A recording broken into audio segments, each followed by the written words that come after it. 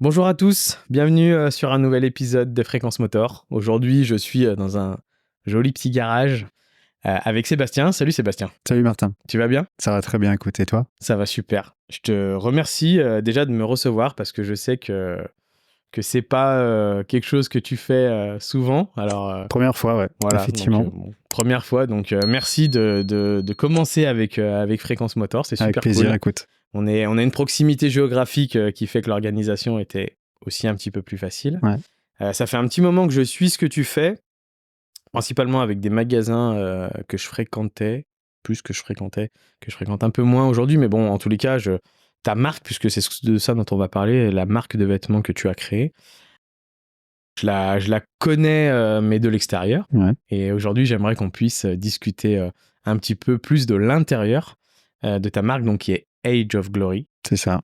Et puis parler un petit peu de toi aussi avant, comme je fais d'habitude, parce que j'aime bien savoir quand on est motard d'où ça vient. Donc voilà, est-ce que ça te va? Ça me va, écoute. Super, et Bon bah programme. écoute, pour commencer, je te laisse te présenter. Écoute, je suis Sébastien Gérodias, j'ai 47 ans, je suis marié, j'ai deux petits garçons, enfin deux petits garçons, c'est plus des petits garçons maintenant, 21 et 18, mais voilà, écoute, j'ai un petit parcours assez atypique qui m'a amené à créer Job Glory en 2017. Voilà, donc voilà, Age of Glory qui est une marque de vêtements lifestyle avant tout, mais autour de l'univers de la moto vintage, héritage, etc. Voilà.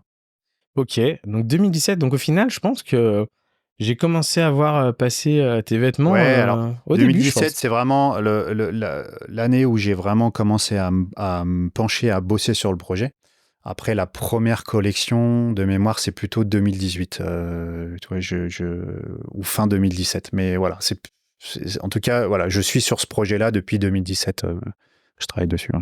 La, la vidéo, tu sais, où il y avait un gars qui allait dans une grange Ouais. et qui sortait avec une moto.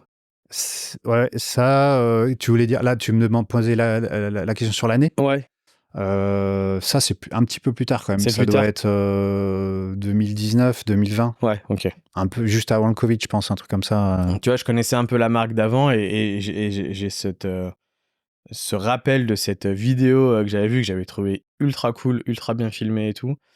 Et, Chez moi, Prod, ils font du bon boulot. Ouais. et cette vidéo, en tous les cas, m'a vraiment marqué sur ta marque. Vraiment, je l'ai trouvé vraiment cool. Je mate beaucoup de vidéos un peu comme ça sur YouTube. Il y a beaucoup de créateurs sur tout style de moto, principalement vintage, custom et collection. Et celle-là était vraiment Ouais, cool. le but, c'était vraiment de faire un petit court métrage. Alors, c'est un peu, il n'y a pas de prétention là-dedans, hein, mais c'était une petite vidéo qui montre l'état d'esprit plus de la marque que de montrer réellement une vidéo commerciale sur les produits, voilà. Donc forcément, il y a mes produits sur les deux pilotes, sur les deux personnes, mais c'était vraiment plus pour montrer l'état d'esprit un peu voilà, de la marque. Ok. Alors, si on remonte un peu le temps, justement, avant tout ça, avant 2017, bien avant, et qu'on repart plutôt vers le petit Sébastien, ou pas en fait, mais à quel moment la moto entre dans ta vie? Bah, elle entre assez tard finalement.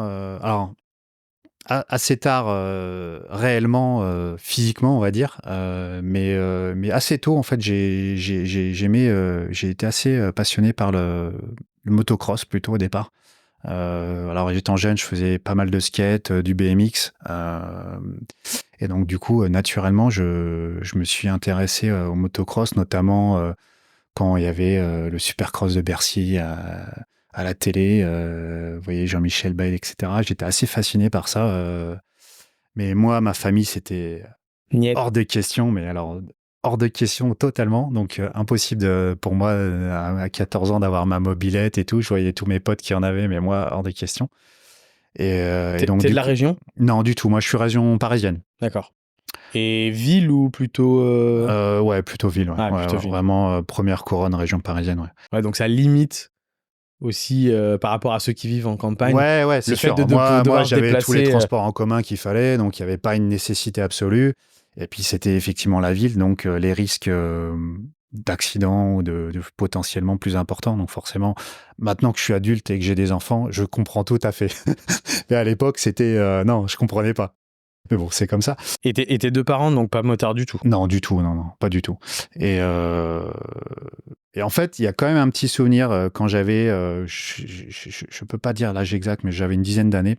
J'avais une tante qui était relativement jeune et qui adorait la moto et qui m'avait offert une petite initiation. Je sais même pas si mes parents avaient été au courant à l'époque. Honnêtement, je me souviens plus, mais je crois pas. Une initiation de motocross, mais qui avait pas duré longtemps, hein, mais qui avait duré peut-être 15 minutes, je sais pas.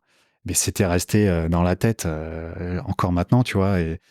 Et d'ailleurs, c'est marrant parce que récemment, récemment, il y a quelques années, on en a rediscuté et elle a retrouvé une photo qu'elle avait faite à l'époque et qu'elle m'avait envoyée. Et donc, Incroyable. c'est marrant parce que les souvenirs que j'avais en tête, quand j'ai revu la photo, ils étaient assez proches de la réalité, tu vois. Donc, voilà, donc il y a ce petit souvenir d'enfance réellement. Puis après, moi, je suis parti, j'étais plutôt, comme je t'ai dit, dans le skate, le BMX. Et puis assez vite dans le snowboard, qui a été vraiment pris une grosse place dans ma passion étant jeune et ado, etc. Donc c'était un petit peu de côté tout cet univers de la moto, mais en étant toujours quelque part dans ma tête. Et puis j'ai eu une boutique, on en parlera peut-être un petit peu après, mais j'ai eu une boutique de snowboard, streetwear, skate, etc. Dans Lyon pendant pas mal d'années. Et parmi la clientèle, j'avais sympathisé avec deux gars, Jérôme et Alex, qui étaient eux dans la moto, enfin qui faisaient du snow par passion, etc., du ski, etc., mais qui eux leur métier était la moto. Et donc du coup, je les ai pas mal tannés pour qu'ils m'emmènent faire un petit tour faire un petit tour de moto, notamment. Il y avait un des deux qui bossait pour une marque, donc qui avait un parc moto à disposition à prêter. Et donc, il a fini par craquer et puis ils m'ont emmené faire un petit tour dans un terrain et là, c'était évident, quoi. Donc, C'était cross du coup là? ouais, c'était cross. C'était Ouais, cross. c'était avec une cross et donc du coup, ouais. Alors, j'avais pas le permis, j'avais rien, hein, donc c'était juste ça. Et donc, En je sauvage. crois non, alors c'était pas en sauvage parce que c'était sur un terrain Un privé. terrain de Ouais. près. Mais ouais, je crois que dans les mois, les semaines qui ont suivi, j'ai acheté une moto, quoi. J'ai acheté une. Tu te rappelles à peu près quel âge t'avais là? Ah bah c'était il y a 10-12 ans, quoi, quelque chose comme ça, ouais. Ouais, donc au final, la moto rentre plutôt tard. Tard, ouais, c'est ce que je te disais, ouais, Ouais, plutôt tard dans plutôt ta tard, vie.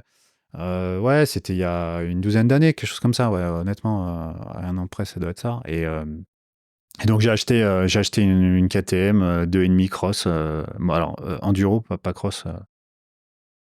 Et puis j'ai été rouler un peu. Donc t'as pris une licence du coup pour rouler sur les Alors terrains? non, j'allais sur un terrain qui a Grenay. C'est un terrain où t'as pas besoin de licence en fait. Alors c'est pas un terrain de fou, hein, mais c'est un terrain qui te permet de rouler sans licence et de faire plaisir. C'était pas très technique, tu vois. Enfin, il y avait différentes pistes, mais c'est pas hyper technique. Mais pour moi, ça m'allait très très bien. Et du coup, donc là, entre le petit Seb qui fait l'initiation moto et le jour où tes Le vieux potes, Seb. le Seb plus âgé mais qui t'emmène tes potes, t'étais jamais Non, remonté non, sur une deux roues? jamais, Jamais. jamais, Donc, jamais. ouais. Alors, non, jamais.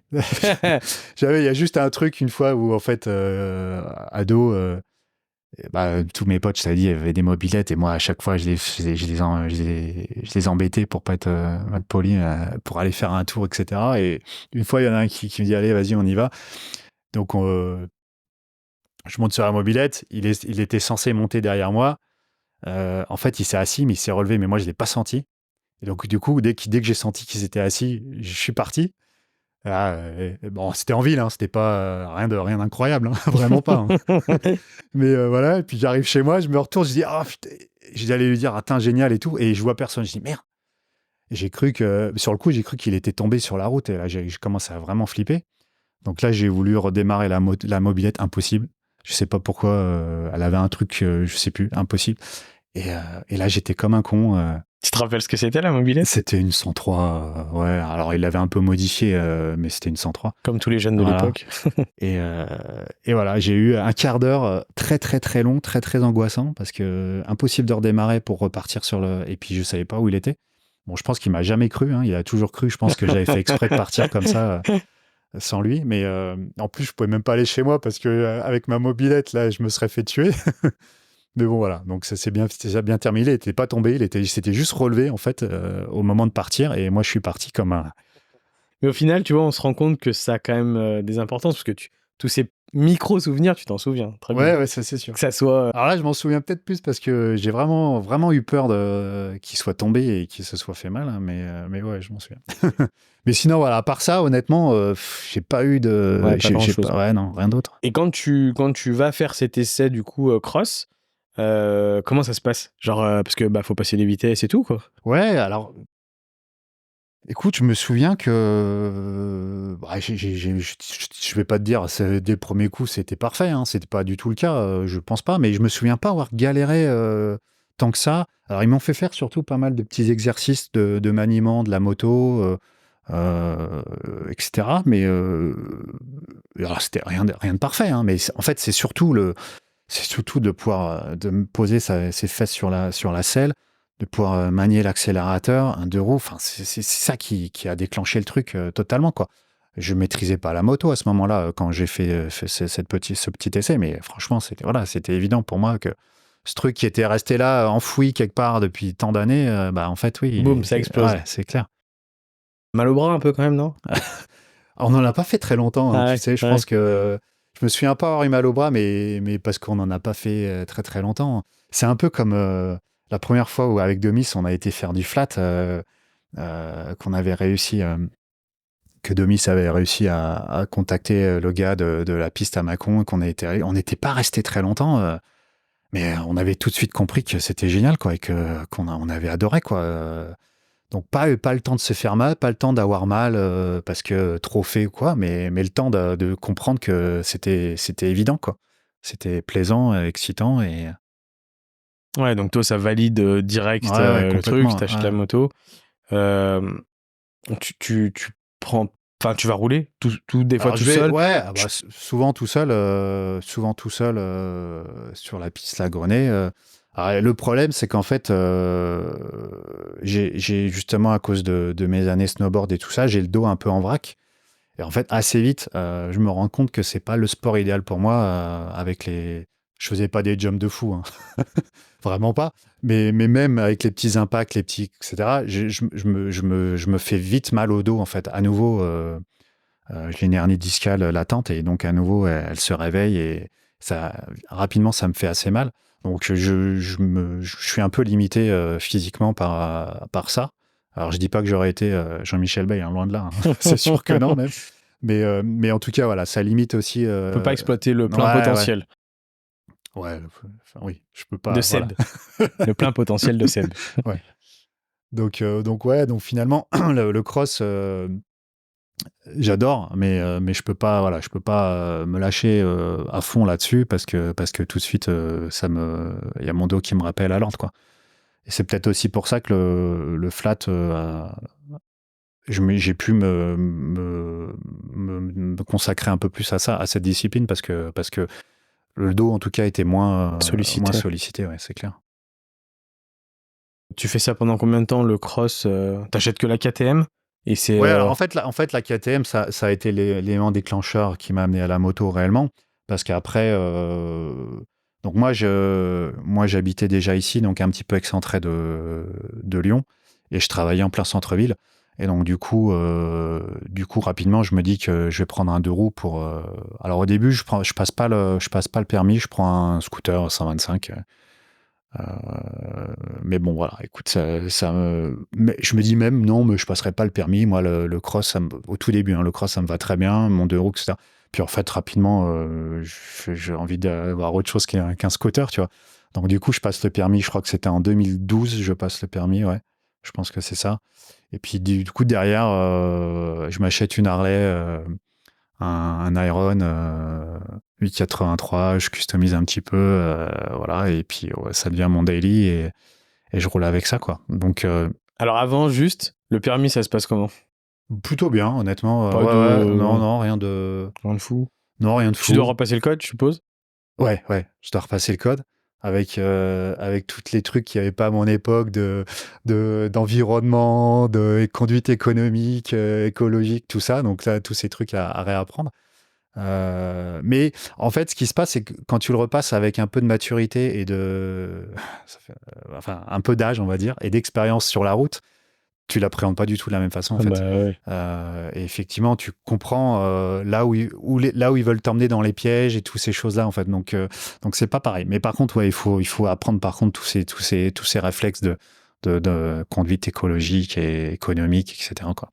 Mais bon, ça va relativement bien. Je passe le code et puis le Plateau permis. avec le cross, peut-être, ça t'a l'équilibre et tout, ça va? Remarque, tu passes sur un... Du coup, sur Ouais, c'est un gros pas cube. même genre de Enfin, un moto, ouais, gros ouais. cube. Oh. C'était, je sais même plus ce que c'était. Je crois que c'était une CBR, un 900, un truc comme ça.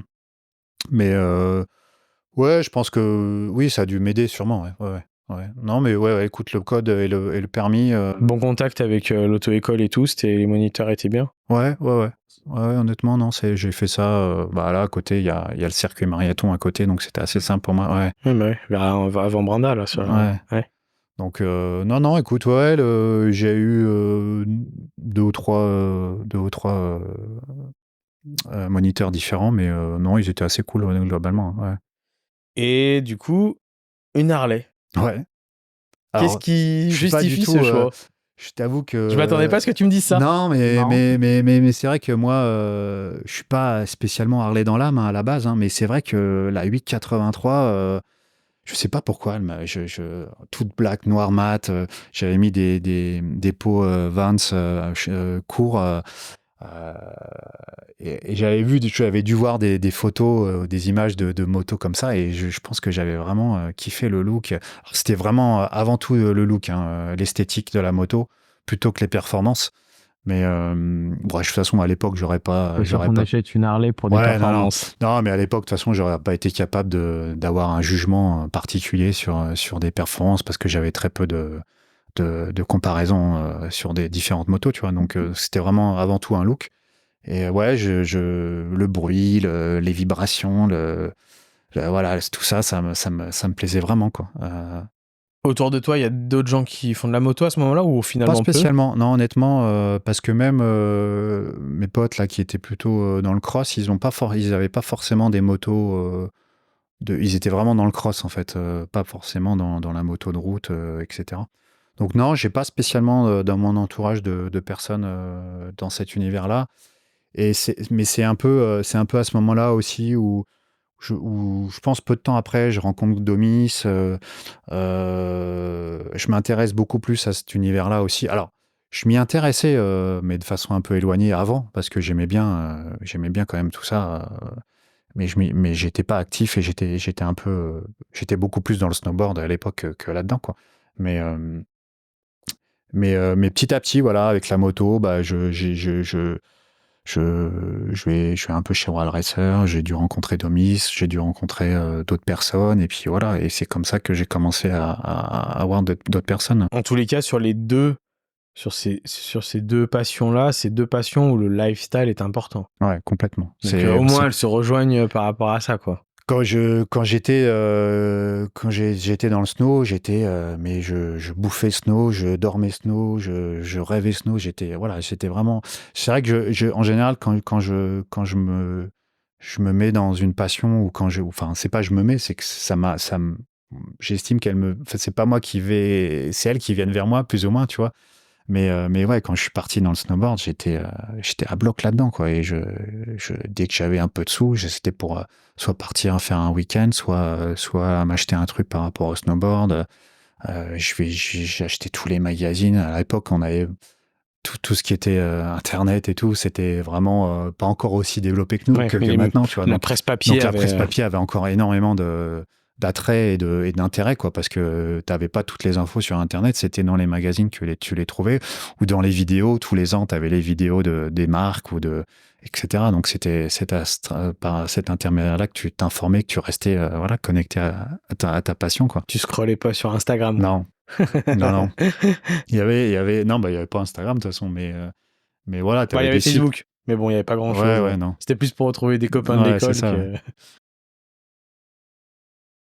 Quand tu passes, du coup, tu dis, tu commences à connaître à ce moment-là un peu plus de monde. T'as beaucoup roulé avec la Harley. Tu disais que c'était ton daily. Tu vas aussi rouler par Non, passion. c'était surtout un moyen de locomotion au départ. Alors, j'ai les monts du Lyonnais qui sont juste derrière, donc j'allais quand même de temps en temps un petit peu faire des balades tout seul dans les monts du Lyonnais, mais c'était surtout un moyen de locomotion au départ. Ton ouverture sociale sur le côté communautaire de la moto, il se fait du coup avec Domis et le flat track, ou à un moment Alors tu non, bouges non, aussi sur non. des rassos, je sais pas, tu... En fait, avant de se lancer dans le flat avec Domis, on s'était rencontrés avant et en fait, on avait Domis était déjà un petit peu en contact avec Jean, je crois à l'époque de Cargo Cult. Et en fait, on a commencé à discuter un peu tous les trois. Alors eux avaient commencé un petit peu tous les deux et puis rapidement, je suis venu dans les discussions de mettre en place les sorties moto Cargo Cult.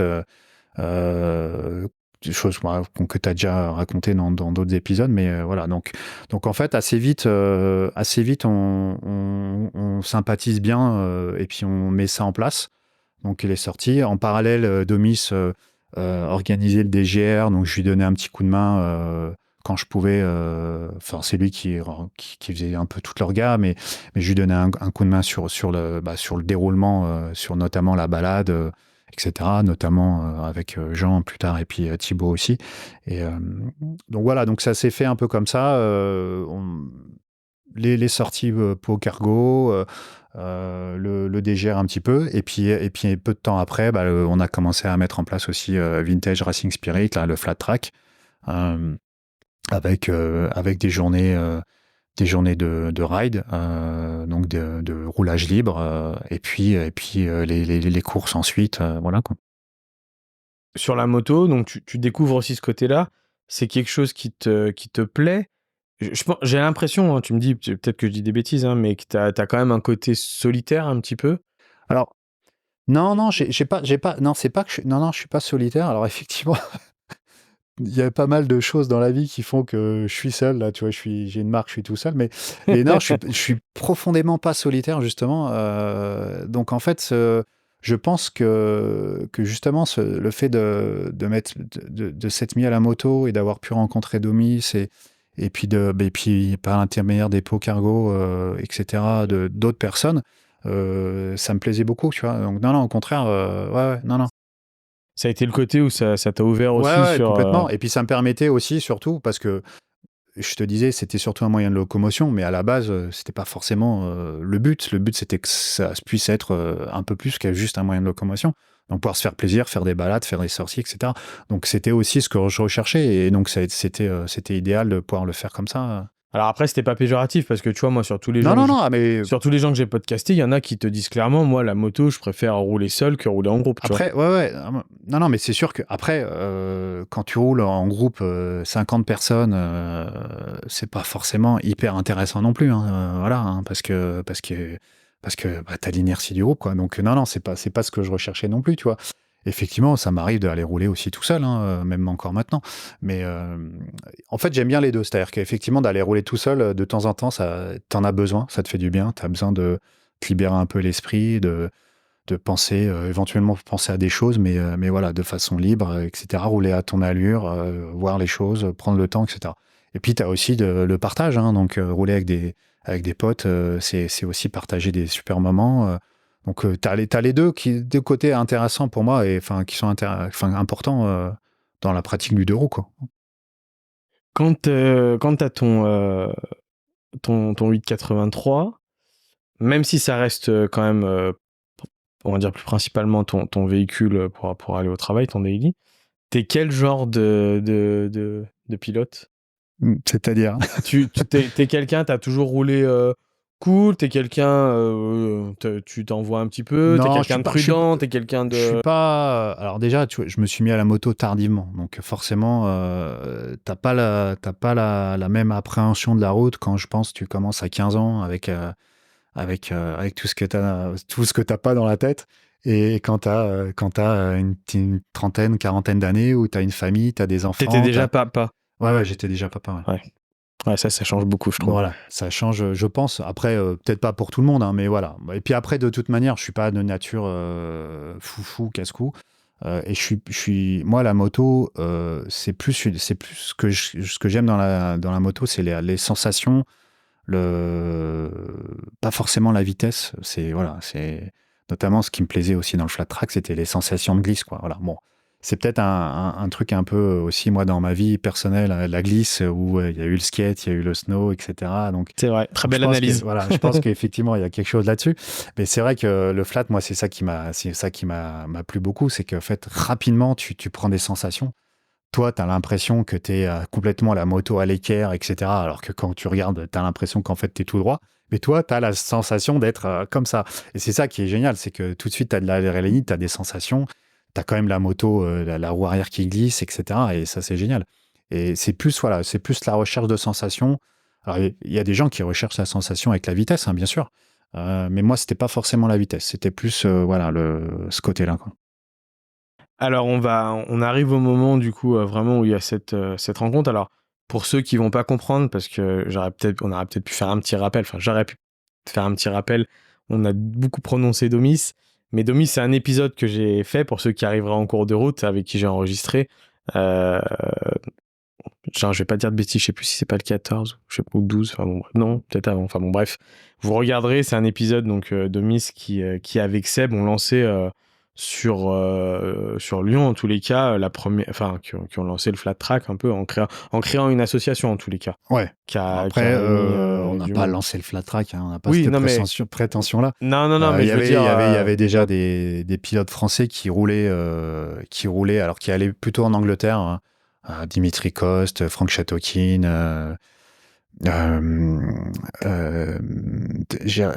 j'allais dire Jérémy de Combar, mais c'est son fils. Ouais, Christophe de Combar, voilà, chercher, voilà. C'était des Français, Berbastier aussi, qui allaient rouler en Angleterre. Donc, parce qu'en France, finalement, c'était assez compliqué à l'époque.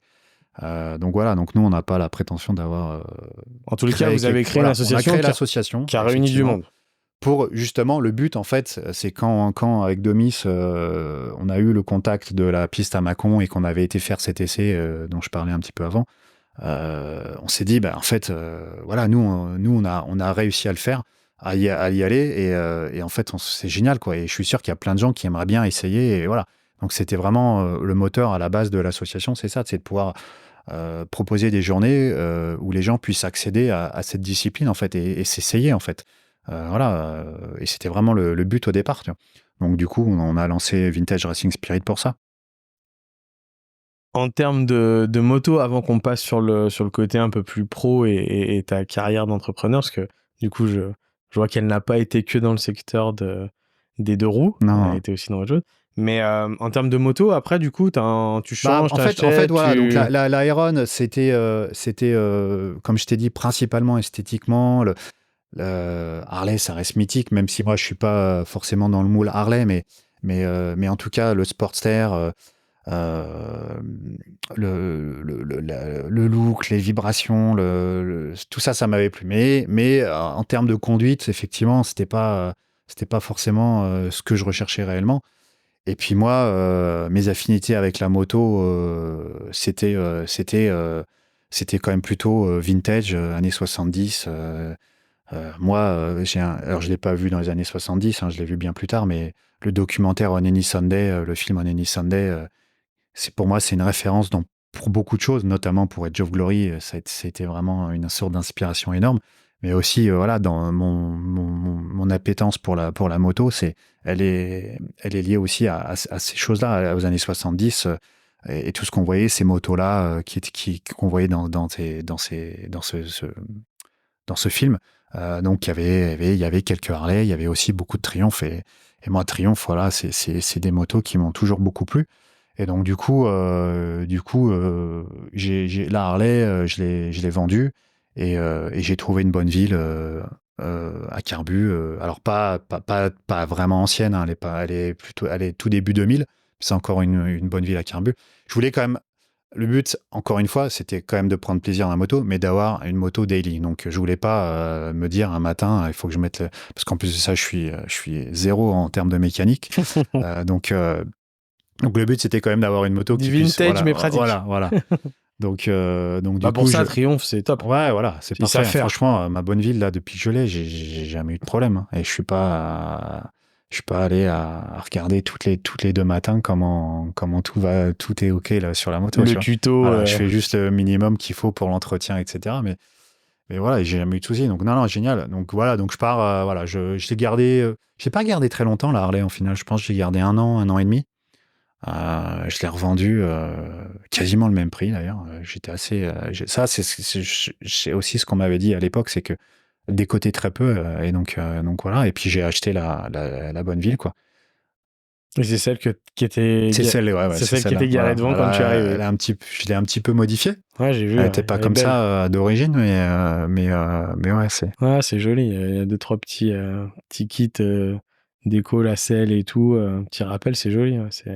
C'est sûr que, enfin, en tous les cas, sur les deux modèles que tu as eus, ces deux modèles qui font pleinement partie de la custom culture. Chacun avec leur identité propre, c'est deux choses différentes, mais en tous les cas, enfin, les Bonnevilles, j'en ai vu beaucoup customisées de Ouais, façon ouais. complètement différente. Nous, en plus, on avait Bac à Lyon, qui était quand même, enfin, qui est un peu moins, mais qui est en tous les cas une référence dans la customisation Triomphe. Tout à fait. Hein. Donc ouais, je vois. Et puis, au final, si on lit un peu ton histoire et par où t'es passé tardivement, mais dans l'entrée de la moto, c'est sûr que quand je vois ta moto devant, ça me semble plus logique Ouais, que voir un chopper. ouais, c'est sûr. C'est C'est pas. Enfin, moi, je kiffe. Hein, alors, ce que je kiffe dans l'univers Chopper, etc., c'est jusqu'où les gars peuvent aller dans leur imagination, dans le souci du détail, etc. Donc, j'admire beaucoup ça. Après, c'est clair que c'est pas le type de moto avec lequel je roulerais forcément. Mais par contre, ouais, je respecte beaucoup le travail et ton. l'imagination et tout ça. Hein. Après, je pense que enfin, il y a plein de monde dans le custom, mais généralement, les gens qui aiment un peu le custom ces années-là, comme tu dis, tu vois, 70 et tout. Enfin, tu vois, par exemple, moi, c'est de l'autre côté. Moi, je suis à un moment passé plus chez Harley, mais pour autant, j'ai toujours autant de plaisir à regarder une Triumph. Et tu Ouais, vois, ils ont fait le bobber. Bach a fait une version avec une Springer sur le bobber Triumph, ouais, elle était avec des belle. roues Ouais, pleines et tout, ouais. que je trouve fantastique, cette Mhm. moto. S'il avait beaucoup d'argent, j'en aurais sûrement une dans le garage. Enfin voilà, je pense qu'on a tous une appétence à adorer le custom, même si c'est pas celui avec lequel on roulerait, tu vois, c'est sûr. Ok, bon Ah, c'est toujours bah le côté esthétique quoi, qui me plaît aussi là-dedans, dans ces machines, dans l'imagination et la créativité des gens. Quoi. Tu vois, il y a aussi ce côté-là qui me plaît beaucoup. Ouais. ouais, puis c'est des Lego en plus, Ouais. ces Alors, motos. pour moi, c'est pas du Lego, mais pour certains, c'est du Lego. Ouais, non, mais même toi, alors toi, c'est peut-être pas le faire toi, Ouais, ouais. mais ce que je veux dire, c'est que tu peux voir ce qui peut se faire et Ouais, toi, par contre, tu peux imbriquer, alors tu le fais faire, mais en tous les cas, tu peux modifier et faire des choses avec ces motos, enfin, tu vois un peu tout, quoi. Et puis même, tu vois, dans l'esprit Chopper, aujourd'hui, t'as même des moteurs Triumph bien plus anciens que le ouais, c'est tien clair. en mode shop. Donc en fait, il n'y a pas de limite, quoi, tu vois. C'est clair. Avec les mêmes codes que Harley, hein, Ouais. sauf que c'est un moteur Triumph dedans, quoi. Donc avec des guidons bien hauts, avec les passages de vitesse à la main et tout. Enfin, c'est ça qui est marrant dans ces milieux-là, c'est qu'en fait, il n'y a pas de limite, quoi.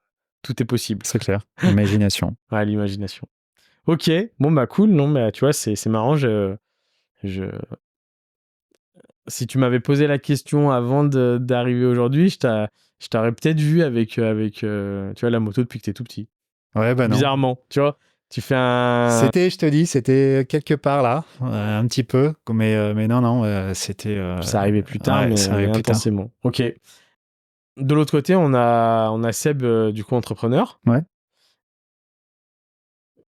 comment tu arrives à ça?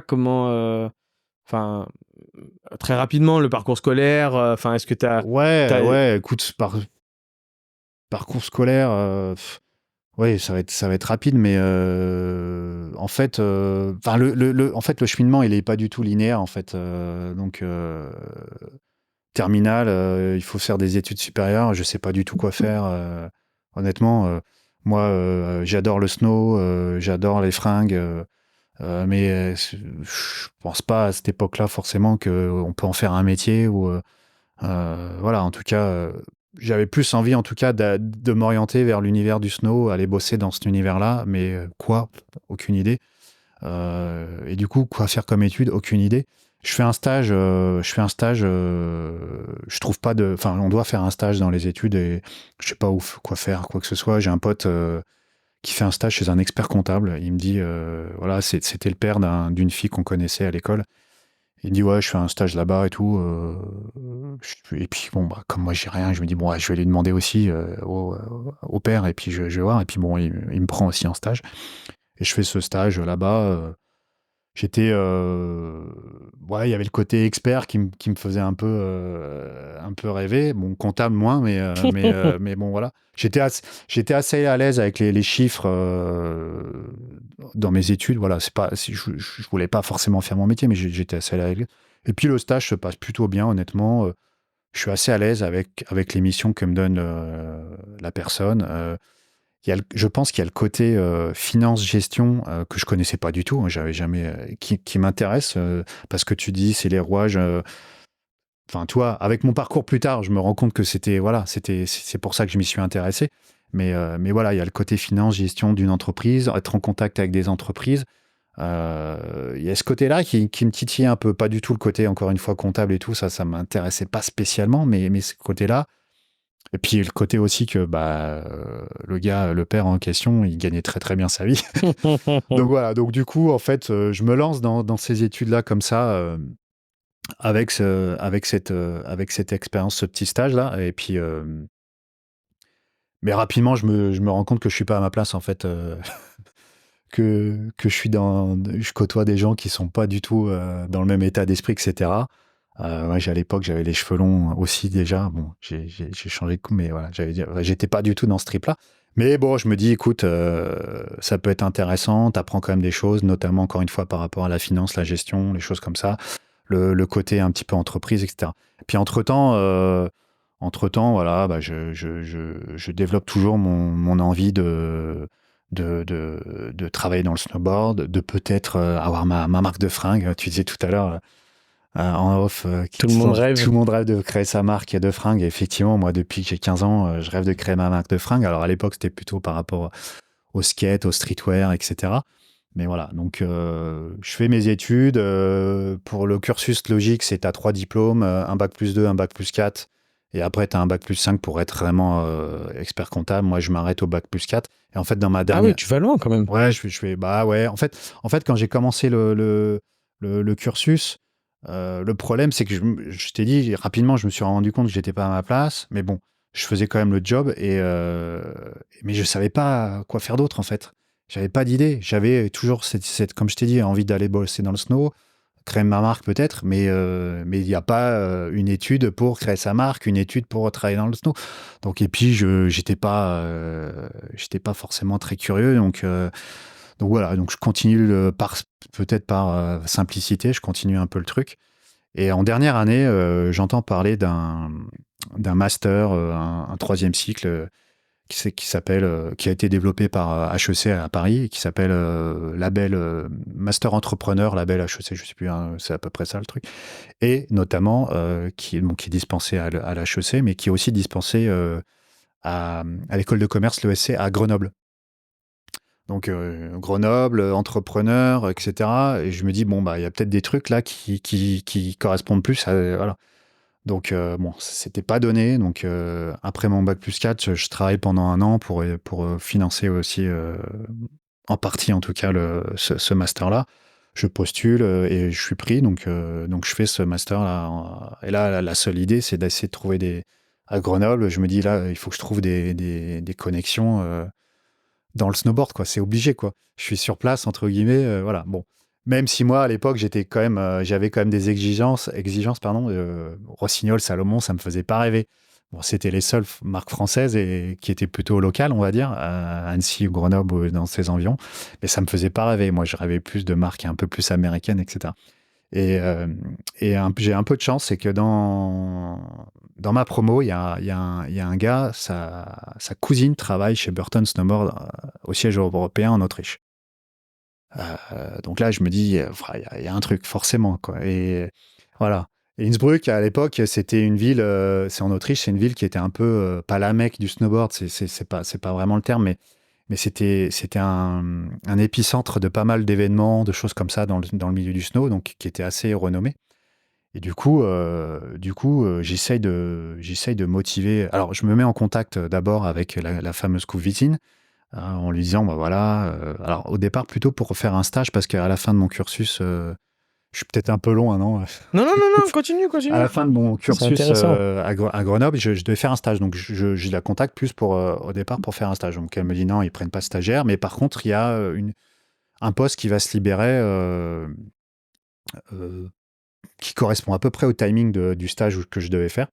Bon, c'est un poste de credit manager, donc plutôt comptabilité. Donc, moi, c'était pas forcément, même si mon cursus est là-dedans, C'est ce que j'allais mon dire. but, mon but, c'était quand même avec notamment ce troisième cycle, c'était d'ouvrir un peu le prisme et de sortir un peu de ça, d'aller plutôt dans le marketing ou des choses comme ça.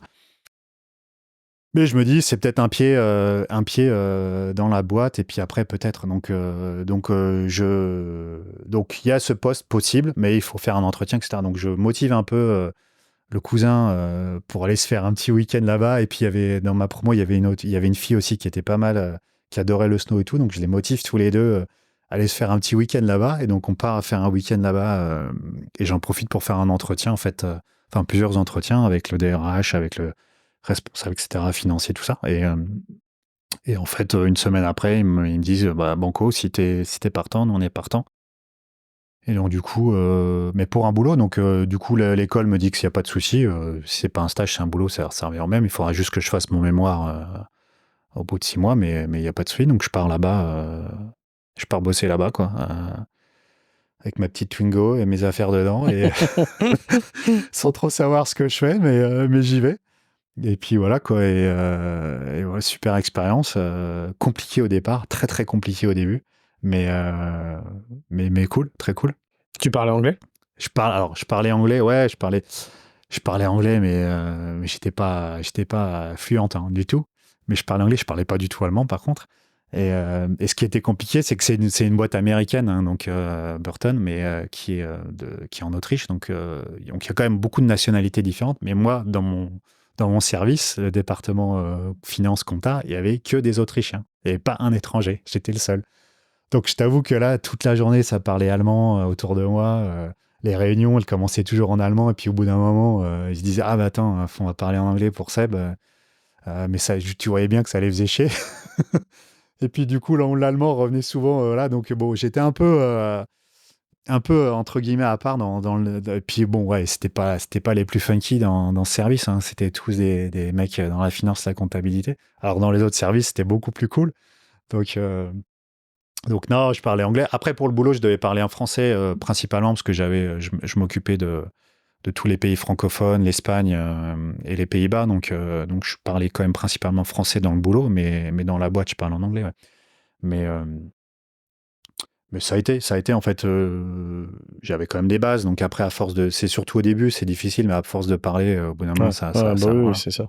Comme on dit, il faut toujours pratiquer Voilà, exactement. Ouais.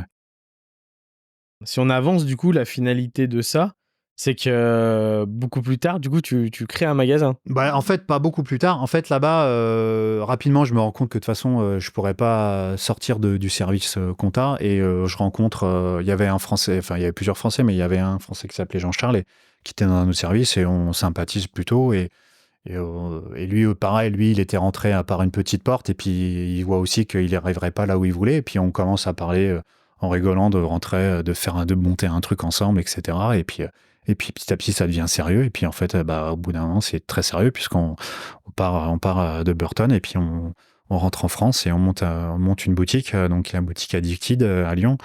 Donc on s'associe, on monte ça. C'est une boutique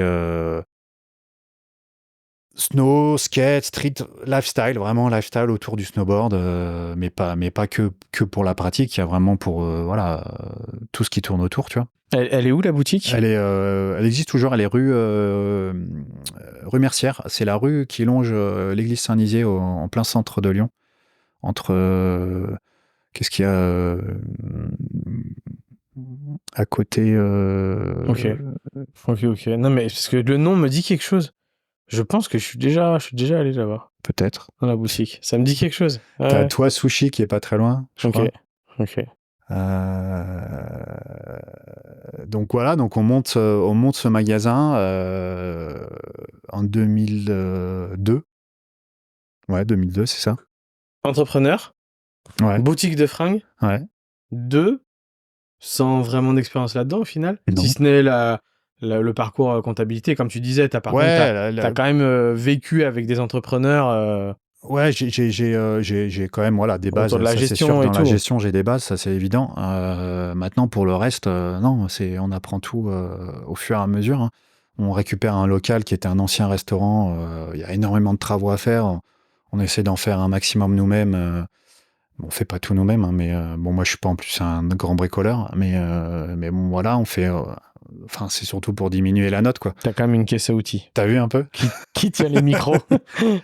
mais voilà, et puis on lance le truc, mais en fait c'est la passion qui nous de toute façon c'est un peu moi, c'est toujours la passion qui m'a drivé un peu, Le moteur. mais voilà, c'est le moteur et voilà, c'est très compliqué, on nous met beaucoup de bâtons dans les roues, on ne facilite pas le boulot, ça c'est évident. On est en quelle année là à peu près? 2002, je te dis, ouais, 2002. on monte la boutique en 2002. Ok.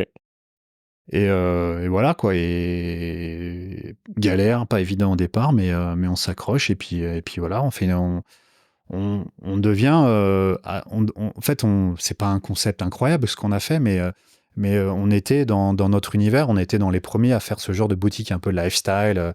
On avait beaucoup d'envie au départ. On voulait faire un petit coin bar, un coin chill. On faisait des soirées avec des DJ, des choses comme ça. Bon, le bar, on n'a pas vraiment pu le faire aussi pour des raisons d'autorisation, etc. Ouais, licence. Mais voilà, licence, tout ça. Mais voilà, on a vraiment essayé de créer un peu de, comme on dit maintenant, une communauté, etc.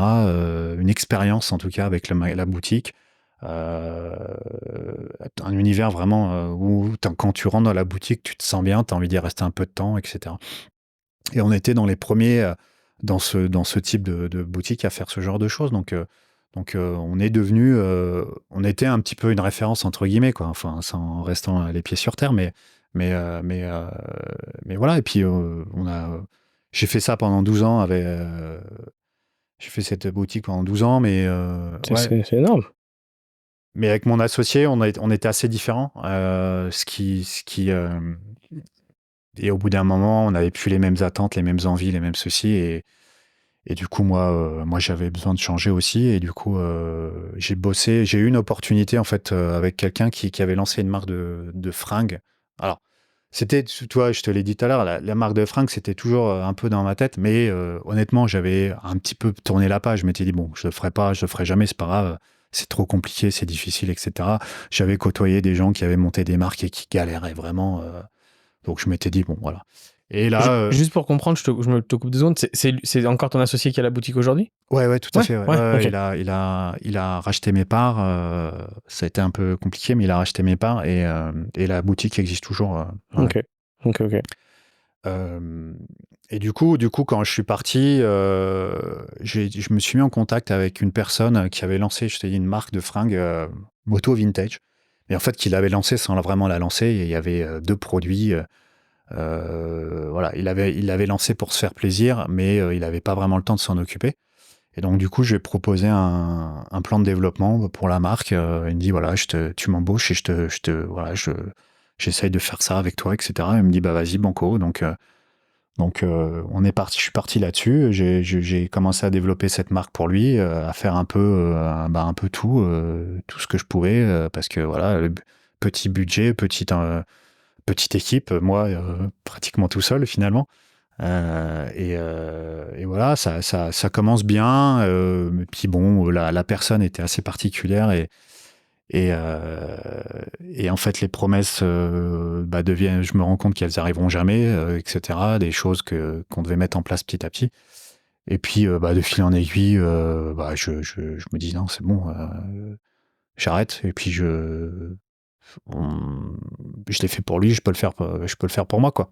Euh, donc voilà. Donc Entre le moment où tu quittes la boutique de Snow et le moment où tu rejoins cette c'est personne-là, assez rapide en fait parce que quand je décide de quitter la boutique, je pars pas du jour au lendemain. Donc je dis à mon associé, bon bah voilà, je vais partir à telle date. Comme ça permet pour lui de gérer la continuité, etc. Et puis moi, au moment où je lui dis que je quitte, j'ai pas forcément un plan, mais c'est dans ce laps de temps-là que je trouve ce contact, etc., que je lui propose, etc. Et donc très peu de temps après, en fait, mais je crois que c'est même dans la foulée, le vendredi, je termine et le lundi, je commence sur le nouveau projet, quoi. et est-ce que c'est l'opportunité de cette personne-là qui t'envoie dans le milieu de la moto, ou est-ce que c'est aussi à ce moment-là où toi, de ton côté Non, moi personnellement, j'avais déjà ma Harley là. J'étais déjà, voilà, ouais, j'étais.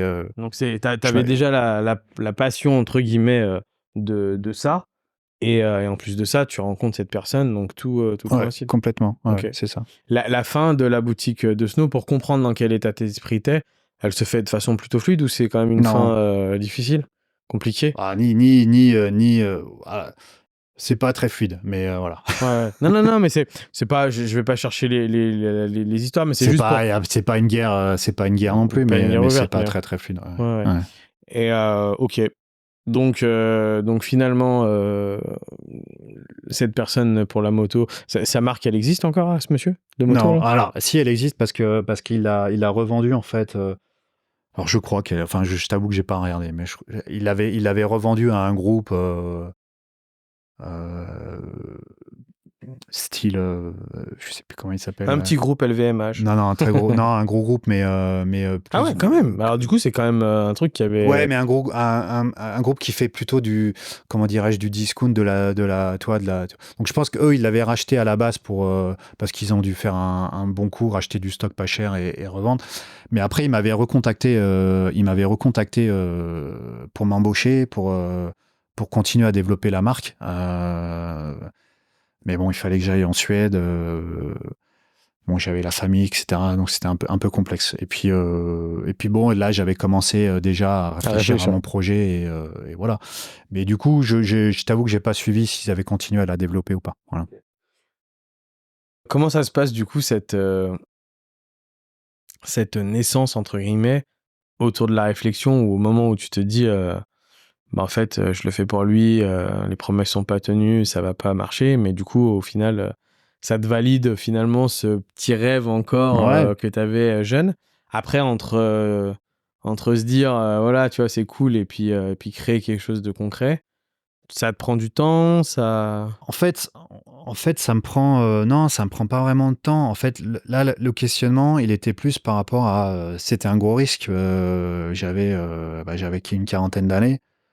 J'avais un crédit, j'avais une famille. Bon, ma femme travaille aussi, hein, mais voilà, tu sais pas quoi, tu sais pas du tout où tu vas. Tu sais juste que tu vas risque de galérer un petit peu pour que ça marche peut-être. Donc c'était quand même, voilà, ma femme, elle m'a jamais, s'est jamais opposée à quoi que ce soit. Elle m'a dit si t'as envie de le faire, vas-y, fonce, fais-le. Donc c'était plus, voilà, moi me dire, est-ce que je prends le risque? J'ai quand même ma famille et tout. Bon, mais sinon.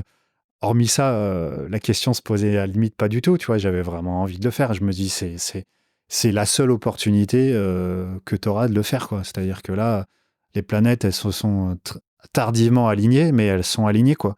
Donc, allez, tente-le parce que tu risques de le regretter toute ta vie, quoi. Ces deux mondes entre vendre des vêtements dans une boutique et créer des gammes de vêtements où il y a quand même un lien, et ces 12 ans que tu as fait en boutique Alors, te servent aussi il y a un pour lien, il y a un lien. C'est quand même différent, mais Mais bon, moi, j'ai été chez Burton, alors même si j'étais dans un service département, un département comptabilité, j'étais quand même au sein d'une marque. Donc, tu voyais quand même certains rouages. Tu voyais pas tout, mais tu voyais certains rouages. Ensuite, quand tu es à la boutique, tu côtoies des marques. Tu côtoies des agents commerciaux, tu côtoies. Nous, on a eu la chance, comme on était un magasin quand même assez référence, de côtoyer aussi des gens du marketing, de marque, des commerciaux, des directeurs commerciaux, etc.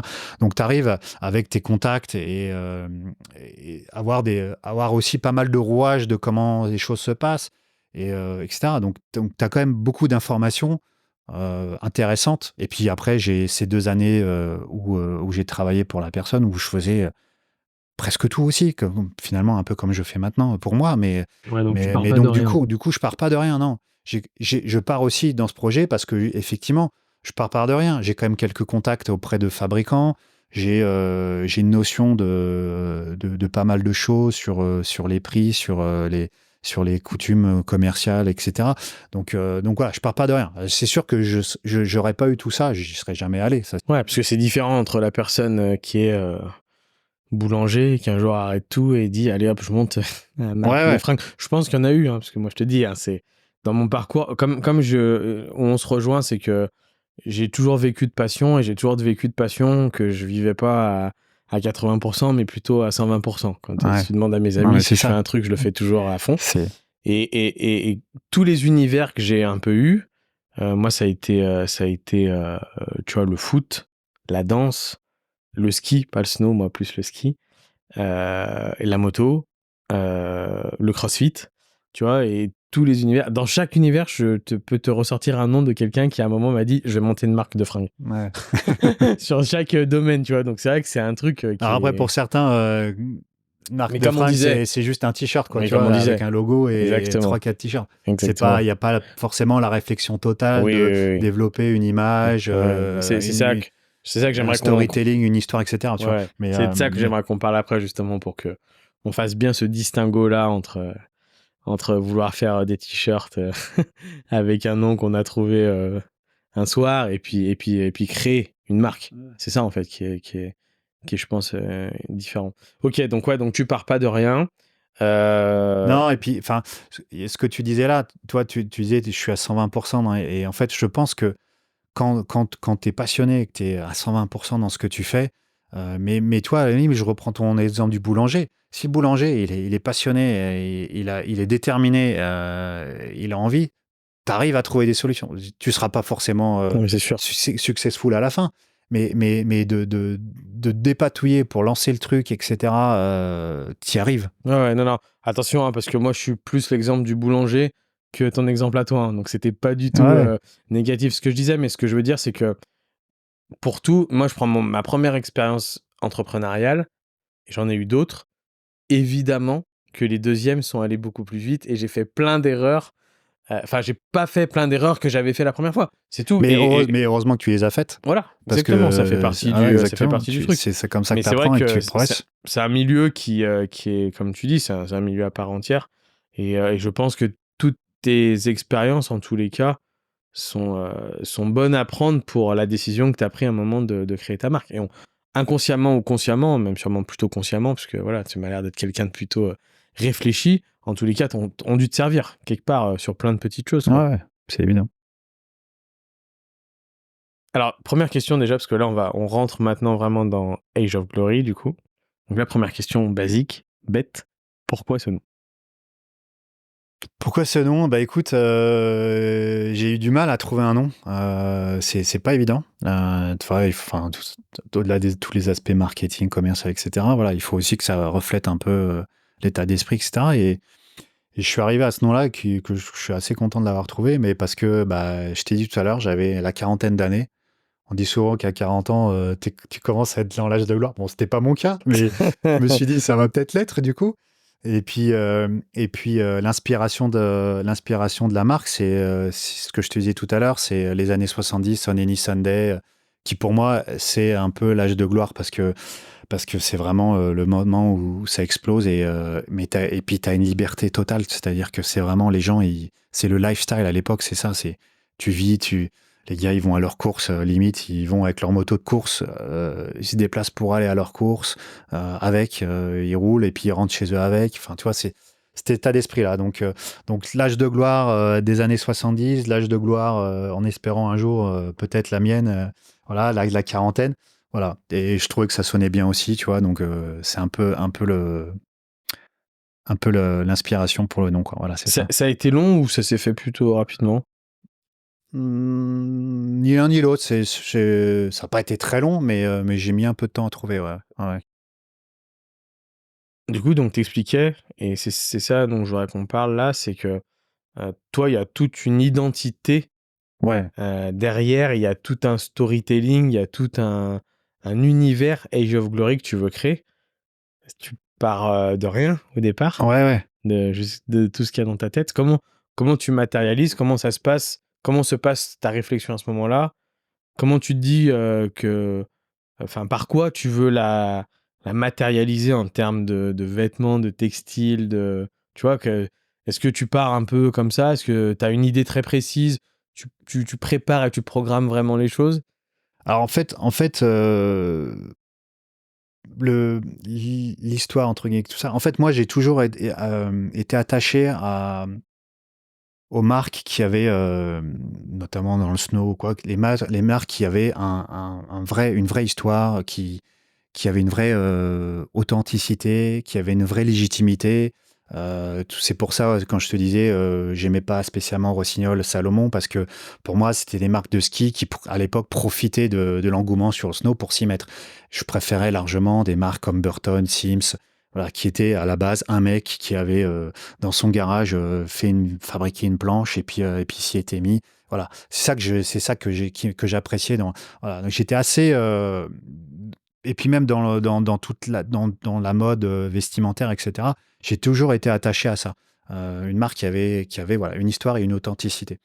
Et moi, je voulais, et forcément, quand j'allais créer ma marque, je voulais qu'il y ait ça, qu'on retrouve ça, que je sois pas l'opportuniste ou le gars qui raconte une fausse histoire, ce qui était un peu le cas de la marque que j'avais rejoint un peu, où il avait raconté une histoire totalement fausse, et j'étais très mal à l'aise avec ça, en fait. Donc je voulais pas ça. Moi, je voulais, voilà, le but, c'est pas de me la raconter, c'est pas de prétendre quoi que ce soit, c'est de faire un truc Authentique. qui me corresponde, qui soit authentique et qui soit légitime, quoi. Donc j'ai souvent été drivé par ça dans tout ce que j'ai fait, quoi. Je voulais pas qu'on se dise, bah lui, il se prétend pourquoi, qu'est-ce qu'il fait là, il est pas à sa place. Enfin, tu vois, voilà. J'ai ça vraiment ancré en moi. Donc du coup, moi, la moto, comme tu le sais, c'est assez vieux dans mon... Enfin, c'est arrivé tardivement dans ma vie. Donc il y avait un peu ce côté-là qui m'embêtait un peu, tu vois, par rapport à justement cette authenticité, etc.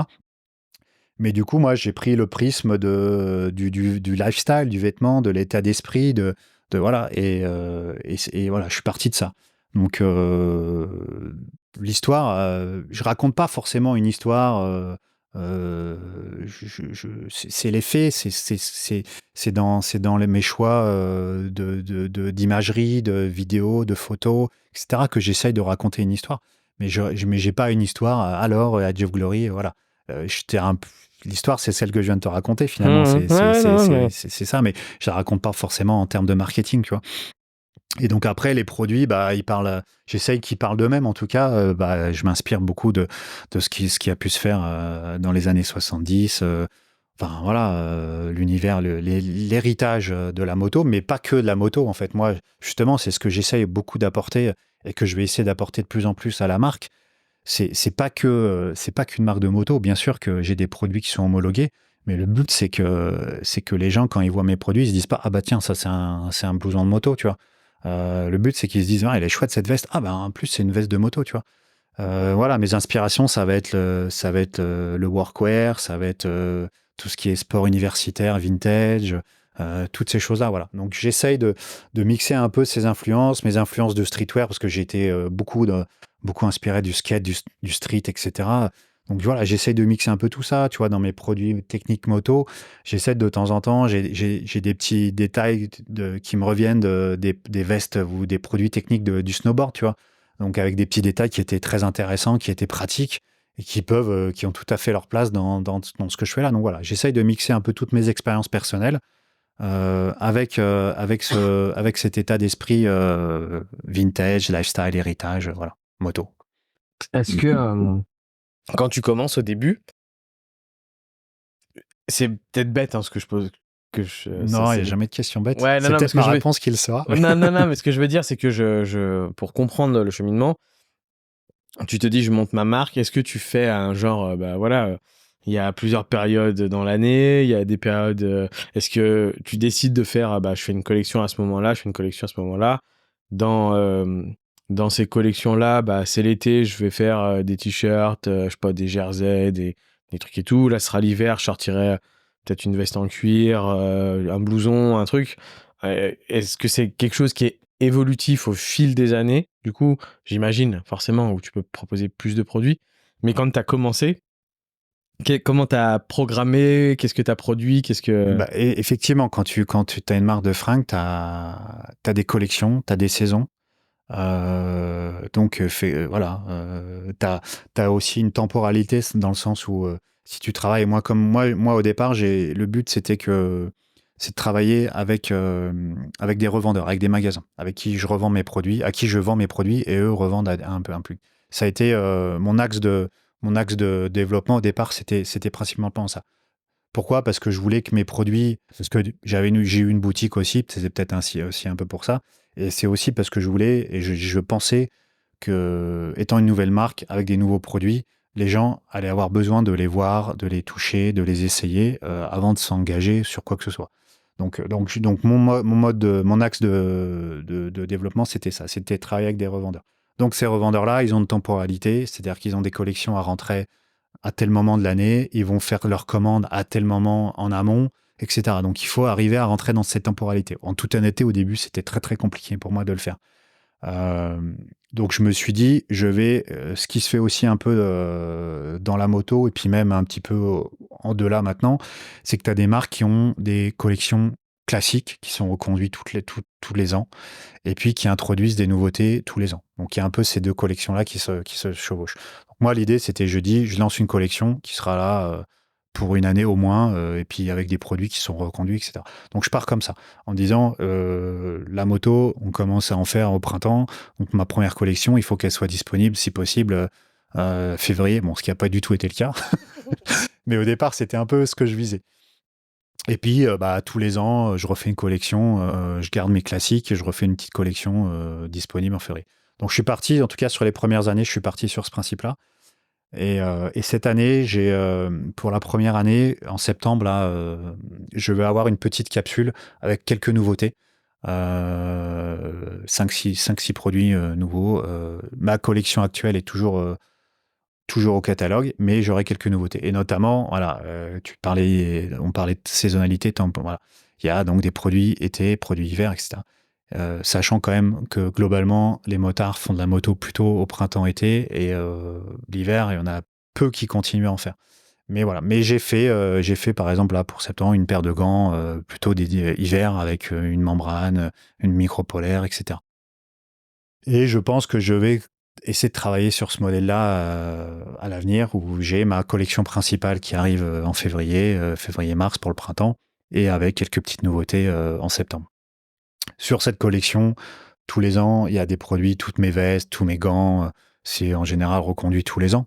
Et puis c'est surtout le renouvellement, il va se faire surtout sur la partie t-shirt, chaussettes, casquettes, etc. Tu vois, c'est des choses où il y a des t-shirts qui vont rester parce qu'ils se vendent bien et qui sont assez iconiques pour la marque, et puis d'autres qui vont se renouveler. Ok. On prend l'exemple d'un t-shirt. On prend l'exemple du t-shirt que tu as, toi. C'est donc tu crées tout, le design, c'est toi qui le dessines. Alors, tous mes produits, c'est tout moi qui stylise, hein. Enfin, je fais tout le stylisme. Donc les t-shirts, c'est pas des t-shirts que j'achète et je fais imprimer, c'est vraiment des t-shirts, c'est ma coupe. Et les dessins, alors les dessins, on va dire qu'il y en a la moitié, c'est moi qui les fais, en tout cas pour les t-shirts imprimés, et la moitié, je fais appel à des amis ou à des artistes. Voilà. Ok. Mais sinon, à part ces dessins-là, c'est moi qui design tous les produits, Comment tu prends une thématique sur des collections, tu prends une thématique, par exemple, tu choisis, J'essaye. Après, étant tout seul, comme je t'ai expliqué un peu en off, c'est difficile de prendre le temps créatif. C'est-à-dire que bah, je fais ma compta, je fais le suivi de production, je fais mes posts Instagram, je fais mon site, je fais les ventes, je fais les expéditions au magasin, etc. Donc je fais tout. Donc c'est pas évident d'arriver à prendre le temps de se poser et de créer, parce que moi mon processus il est un peu long. J'ai besoin de commencer à poser des choses, les laisser mûrir, les laisser se reposer, revenir dessus, etc. Donc c'est assez long en termes de gestation. Et du coup, c'est pas évident pour moi d'arriver à réfléchir longtemps en avance à une collection. Donc c'est souvent, malheureusement, dans l'urgence. alors, pas dans la précipitation, l'urgence, parce que je sortirai jamais des produits qui ne sont pas réfléchis. Mais c'est pas, je prends pas le temps que j'aimerais prendre, en tout cas, pour développer tout ce que je veux. En tout cas, je te parle surtout pour la partie t-shirt, etc. Pour les produits un peu plus techniques, là, je prends beaucoup plus de temps. En général, dès que j'ai une idée d'un produit, je fais faire un échantillon par mon fabricant. Et puis je le teste, je regarde, je prends le temps de l'utiliser, de voir un peu comment, et puis de le faire évoluer jusqu'à arriver au bon produit. Là, j'ai sorti cette collection-là, une veste qui s'appelle la Craftman, qui est une veste vraiment typée workwear. C'est une veste que j'ai, moi, depuis plus d'un an. Ça doit faire même 2 ans que je l'ai, un proto que je mets, que je porte, que j'utilise. Et puis voilà, et j'ai fini par la sortir voilà, au bout de 2 ans, parce que j'estimais que c'était le bon moment, qu'elle était arrivée j'étais arrivé à ce que je voulais pour le produit, etc. Mais pour les t-shirts, effectivement, je ne travaille pas forcément par rapport à une thématique globale. Euh, je, je le fais un peu plus qu'avant. Avant, honnêtement pas du tout. Maintenant, j'essaye un petit peu plus, effectivement. Et par exemple, il y a dans les tuyaux 2 petites collections qui sont thématiques, effectivement, qui sortiront plus tard, l'année prochaine sûrement, mais qui sont un peu thématiques, effectivement. Mais Tu t'inspires du milieu en général, alors de façon large, parce que on sent que toi, tu es quand même sur une capsule très, très personnalisée, enfin très, très précise. Très précise. C'est le vintage moto, mais bon, c'est quand même une. C'est quand même précis dans la moto. On va ouais, dire la ouais. moto, elle peut être vécue à sens très large. J'imagine que les gens qui ont des sportives vont pas forcément Non, a priori. aller, aller vers ta marque. Mais du coup, malgré tout, dans tout ça, il y a plein d'autres marques aussi qui vont aller côtoyer un peu ou qui vont être un peu sur le même concept que toi. Tu t'inspires aussi de ce qui se fait. Enfin, c'est toujours une réflexion qui est large, qui est. Ouais, c'est une réflexion qui est large, effectivement. Après, je m'inspire. J'essaye de pas m'inspirer de ce qui se fait, justement, ce qui est pas toujours évident. Au début de la marque, j'ai pas voulu partir trop. Même si je voulais proposer quelque chose de différent, j'ai quand même gardé quelques codes de la moto, etc. Ce que je vais faire de moins en moins. En fait, moi, vraiment, je veux qu'on identifie Joe Glory à une marque lifestyle, vraiment lifestyle. C'est-à-dire que si t'es motard et que tu kiffes la marque, super, hein, c'est le but. Si t'es pas motard, mais que tu t'aimes les produits, il faut pas que te sentes que tu te dises que c'est pas destiné, ça m'est pas destiné, quoi. Donc voilà, moi mon but c'est vraiment ça. C'est pas un prix, c'est pas ma marque, c'est pas, elle est pas vue, elle doit pas être vue sur le prisme d'une marque de moto, mais plutôt d'une marque lifestyle vintage qui gravite autour de la moto, mais du workwear aussi, etc. C'est une discussion que j'ai eue avec les filles de Doxy, Ouais. qui est pas évidente quand l'ADN du départ est la moto. Ouais. Et sortir justement de ce prisme-là pour faire comprendre aux gens. Il y a des filles, je me rappelle, et je pense peut-être que tu l'as vécu, tu vas me dire. Elle me disait, il y a des filles qui passent qui voient la veste, qui disent waouh, elle est trop belle et tout machin, bah essayez-en une. Ah non, mais je fais pas de moto. Ouais. Alors, bon, c'est évident que au début, comment dirais-je, l'ADN moto dans ma marque, notamment sur les blousons, etc., il était vraiment marqué. Donc effectivement, c'était compliqué de penser qu'une personne qui faisait pas de moto allait m'acheter des blousons, parce que même si j'avais essayé de faire des designs qui sortaient un peu de ce qu'on pouvait voir dans la moto, ça restait assez connoté. Maintenant, aujourd'hui, notamment, je reprends l'exemple de la veste Craftsman, là, c'est l'inverse en fait. C'est-à-dire que les gens trouvent la veste belle, trouvent la veste sympa, trouvent la veste originale, et après, ils se rendent compte que c'est une veste moto en fait. Donc c'est un peu l'inverse. Mais effectivement, au début, c'était un peu, ouais, moi je fais, ouais, les gens, s'ils faisaient pas de moto, ils s'intéressaient pas trop à la marque, quoi. Voilà. Je pense qu'aujourd'hui, en tous les cas, il y a une partie de la mode pour les gens qui vont s'intéresser plus à ça, qui casse un peu ce code-là. Où justement, même, ça va être d'aller chercher des choses d'autres milieux, forcément, qui n'ont aucun rapport et qui vont être portées même dans un esprit de mode. Je vois des influenceuses, des filles, qui portent des gros des gros blousons en cuir logotés Yamaha et tout, avec des tenues, tu vois. Donc, Ouais, ouais. il y a ce délire-là d'aller chercher. Donc, bon, Alors moi, c'est pas on forcément ce que parle. je vise, hein, mais... Non, non, non, non, mais ce que je veux mais dire, oui, c'est oui, que derrière, on peut se dire qu'aujourd'hui, on va, même s'il y a des choses qui ont un ADN, on va plus aller chercher, bah, en fait, c'est beau, les couleurs matchent, Ouais, ouais. le truc, voilà, j'aime le style et tout, sans forcément, peut-être, j'espère en tous les cas que ça va arriver, je sais pas, là, c'est des choses que je vois. Et il y a une deuxième chose aussi que je voulais avoir ton avis là-dessus, c'est que j'ai l'impression qu'il y a deux styles pour les marques. Il y a les marques qui vont suivre la mode et il y a les marques qui vont rester authentiques, garder leur identité en sortant un peu de ce truc de la mode. Je te prends un exemple. Moi, pendant très longtemps, j'ai beaucoup aimé la marque Deus. J'aime bien. Aujourd'hui, j'aime bien. Ils ont pris un virage, ils ont été rachetés. On sent qu'il n'y a plus l'authenticité d'avant. Et il y a beaucoup de vêtements de cette gamme-là qui sortent parce que c'est la mode à un moment. Et je suis pas sûr que si c'était resté dans le truc du départ, peut-être que ça n'aurait pas forcément Ouais, suivi ça. là, il y a plusieurs aspects. C'est-à-dire que... Mais juste pour finir, pour que tu me dises, j'ai l'impression peut-être que c'est plus difficile pour la marque qui va vouloir rester authentique sur ce qu'elle veut, son storytelling, son ADN, ce qu'elle veut faire et tout, sans forcément suivre la mode. Mais si jamais un jour ça marche, par contre, après, c'est ancré et la marque est la marque et elle est plus forte que tout le reste, quoi. Alors, voilà, c'est évident, ça. C'est évident. Mais pour rebondir un peu sur ce que tu disais avant, en fait, tu as aussi comment dirais-je, un cheminement sur une marque. C'est-à-dire que si tu prends l'exemple de Deus, ça me fait penser aux exemples, moi, quand j'étais un peu plus jeune, des marques de surf. Tu avais Town & Country, t'avais merde, t'avais quoi d'autre, Billabong, Quicksilver.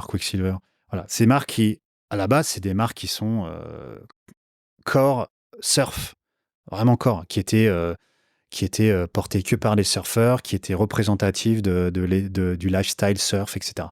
Et en fait, justement, ce lifestyle surf, il a commencé à se démocratiser un peu. Et puis ces marques-là, eh ben, elles ont commencé à grossir, à avoir des investisseurs, à ceci, cela. Et après, tu rentres dans une démarche qui est complètement différente, comme un peu Deus, j'imagine, même si je n'ai pas les infos particulières. Mais tu rentres dans une démarche où, bah, à un moment donné, il faut que ça soit rentable, il faut faire du chiffre et de plus en plus de chiffres, etc. Et C'était donc voilà. absolument pas une critique, ce Ouais. que j'ai dit. Mais Et moi non plus, ce que je dis là, c'est pas du tout une Mais tu vois, critique. si on prend Je veux dire, l'exemple d'eux aussi. Ouais, Vans, à la base, c'était skate. c'est ça, ouais. Et puis, Mais moi, c'est pas du tout genre, là-dessus, c'est pas du tout une critique. En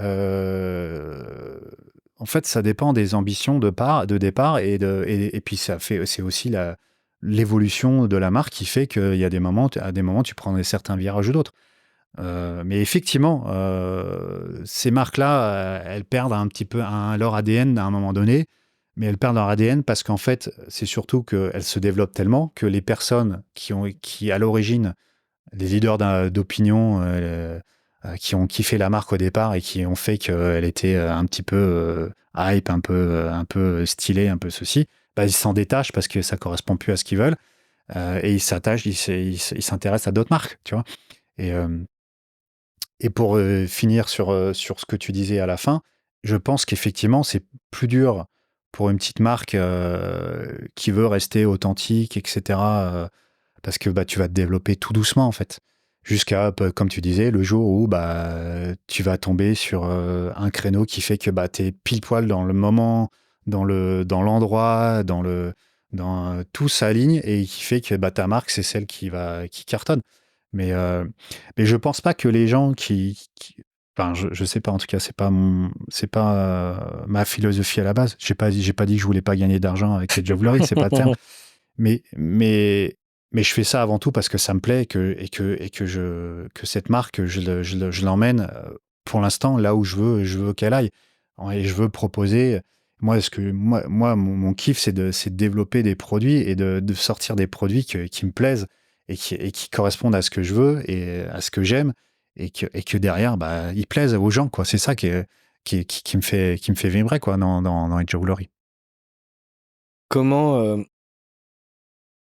comment aujourd'hui le chemin, la marque, donc on disait, excuse-moi, je suis nul des fois avec les dates, 2017, hein, on avait dit les premières réflexions en 2017-2018. Aujourd'hui, on est en 2024. Euh, le parcours, quand même, t'as quand même quelques années, du coup, Quelques-unes. quelques-unes derrière et tout. Aujourd'hui, euh, on est quand même, par contre, voilà, la mode reste la mode. Ça fait toujours partie. C'est pas non plus quelque chose qui ne fonctionne plus aujourd'hui. Euh, Comment tu vois ton parcours sur toutes ces années-là? Si tu devais aujourd'hui, on va pas faire un bilan parce que c'est trop large, mais en tous les cas, comment est le parcours sur la création d'une marque, sur ce que tu souhaites faire, du coup, donc l'ADN du départ, l'histoire, le storytelling, malgré la moto, mais malgré tout, aujourd'hui, faire des vêtements en lifestyle qui plaisent à tout le monde. Euh, Pas forcément à tout le monde, mais ouais. voilà, si ça plaît, en tous les cas, à un certain nombre de personnes, tu résumes tout ça aujourd'hui? Ça fait 7 ans, mais bon, il y a eu le Covid. Oui, on peut enlever ces Donc années-là. voilà, donc il y a quand même, on va dire 2 années un peu complexes. Mais je sais pas. T'es sur la route, t'es sur ton bon chemin, Ouais, alors t'es jamais là où t'as envie d'être, hein. Enfin, je veux dire, t'aurais envie de. Je kifferais avoir 3 mecs, travailler avec 3 mecs, échanger mes idées, échanger des idées pour développer la gamme, pour développer le marketing, etc. Voilà. Donc, je pense que malheureusement, t'es jamais là où tu souhaiterais être. Mais écoute, oui, en tout cas, ce que je suis content, c'est que la direction, enfin, je vais dans la bonne direction, selon moi, en tout cas, en termes de style, etc.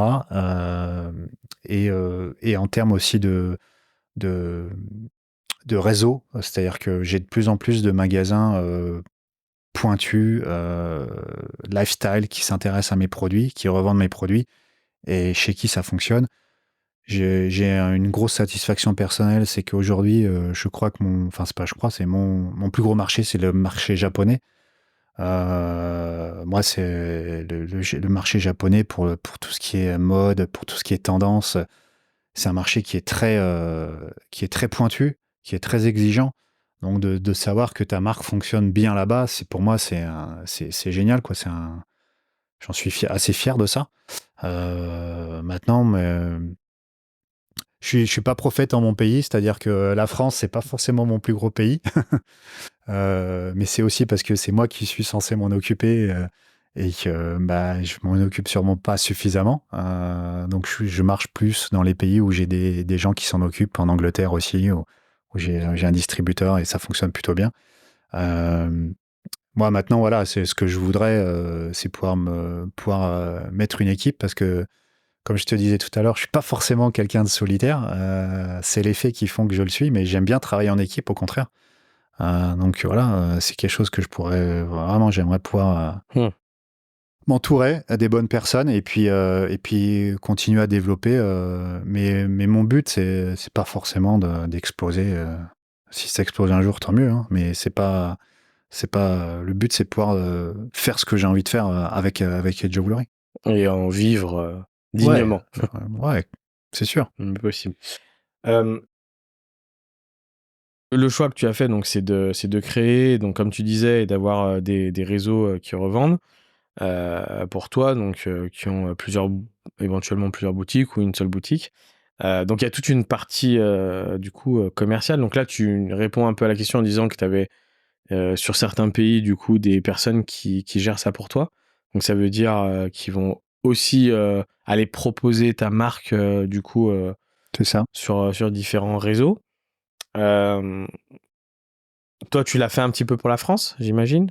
Ouais, ouais. Bah, en fait, moi, je l'ai fait un peu pour la France. Je le fais. En fait, je le fais. C'est-à-dire que, enfin, je le fais pas comme je devrais le faire parce que j'ai pas le temps suffisant pour le faire correctement.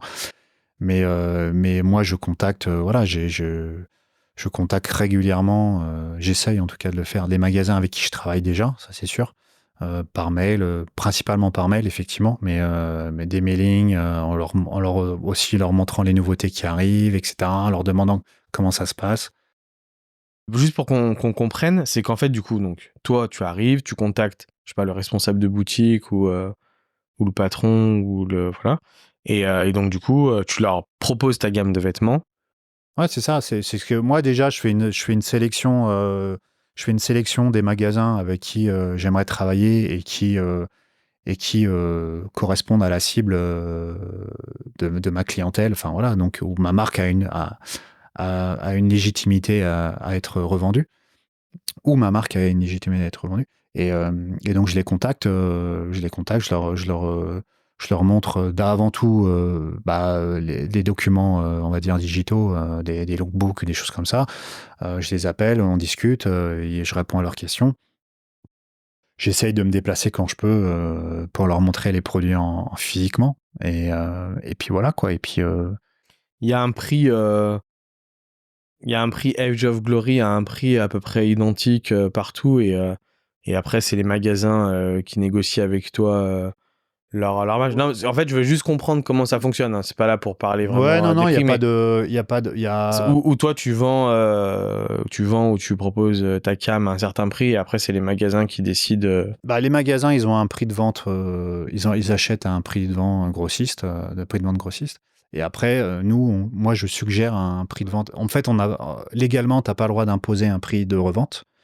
Donc moi, c'est des prix de vente suggérés. Maintenant, j'essaye de faire attention justement à ce que les gens respectent quand même malgré tout ça, parce que je veux pas rentrer dans des guerres de prix, etc. C'est pas du tout l'objectif de la marque. Donc surtout qu'en plus, comme je disais, la plupart des produits sont reconduits. Donc il n'y a pas de légitimité à faire forcément des promos ou des soldes ou tout ceci.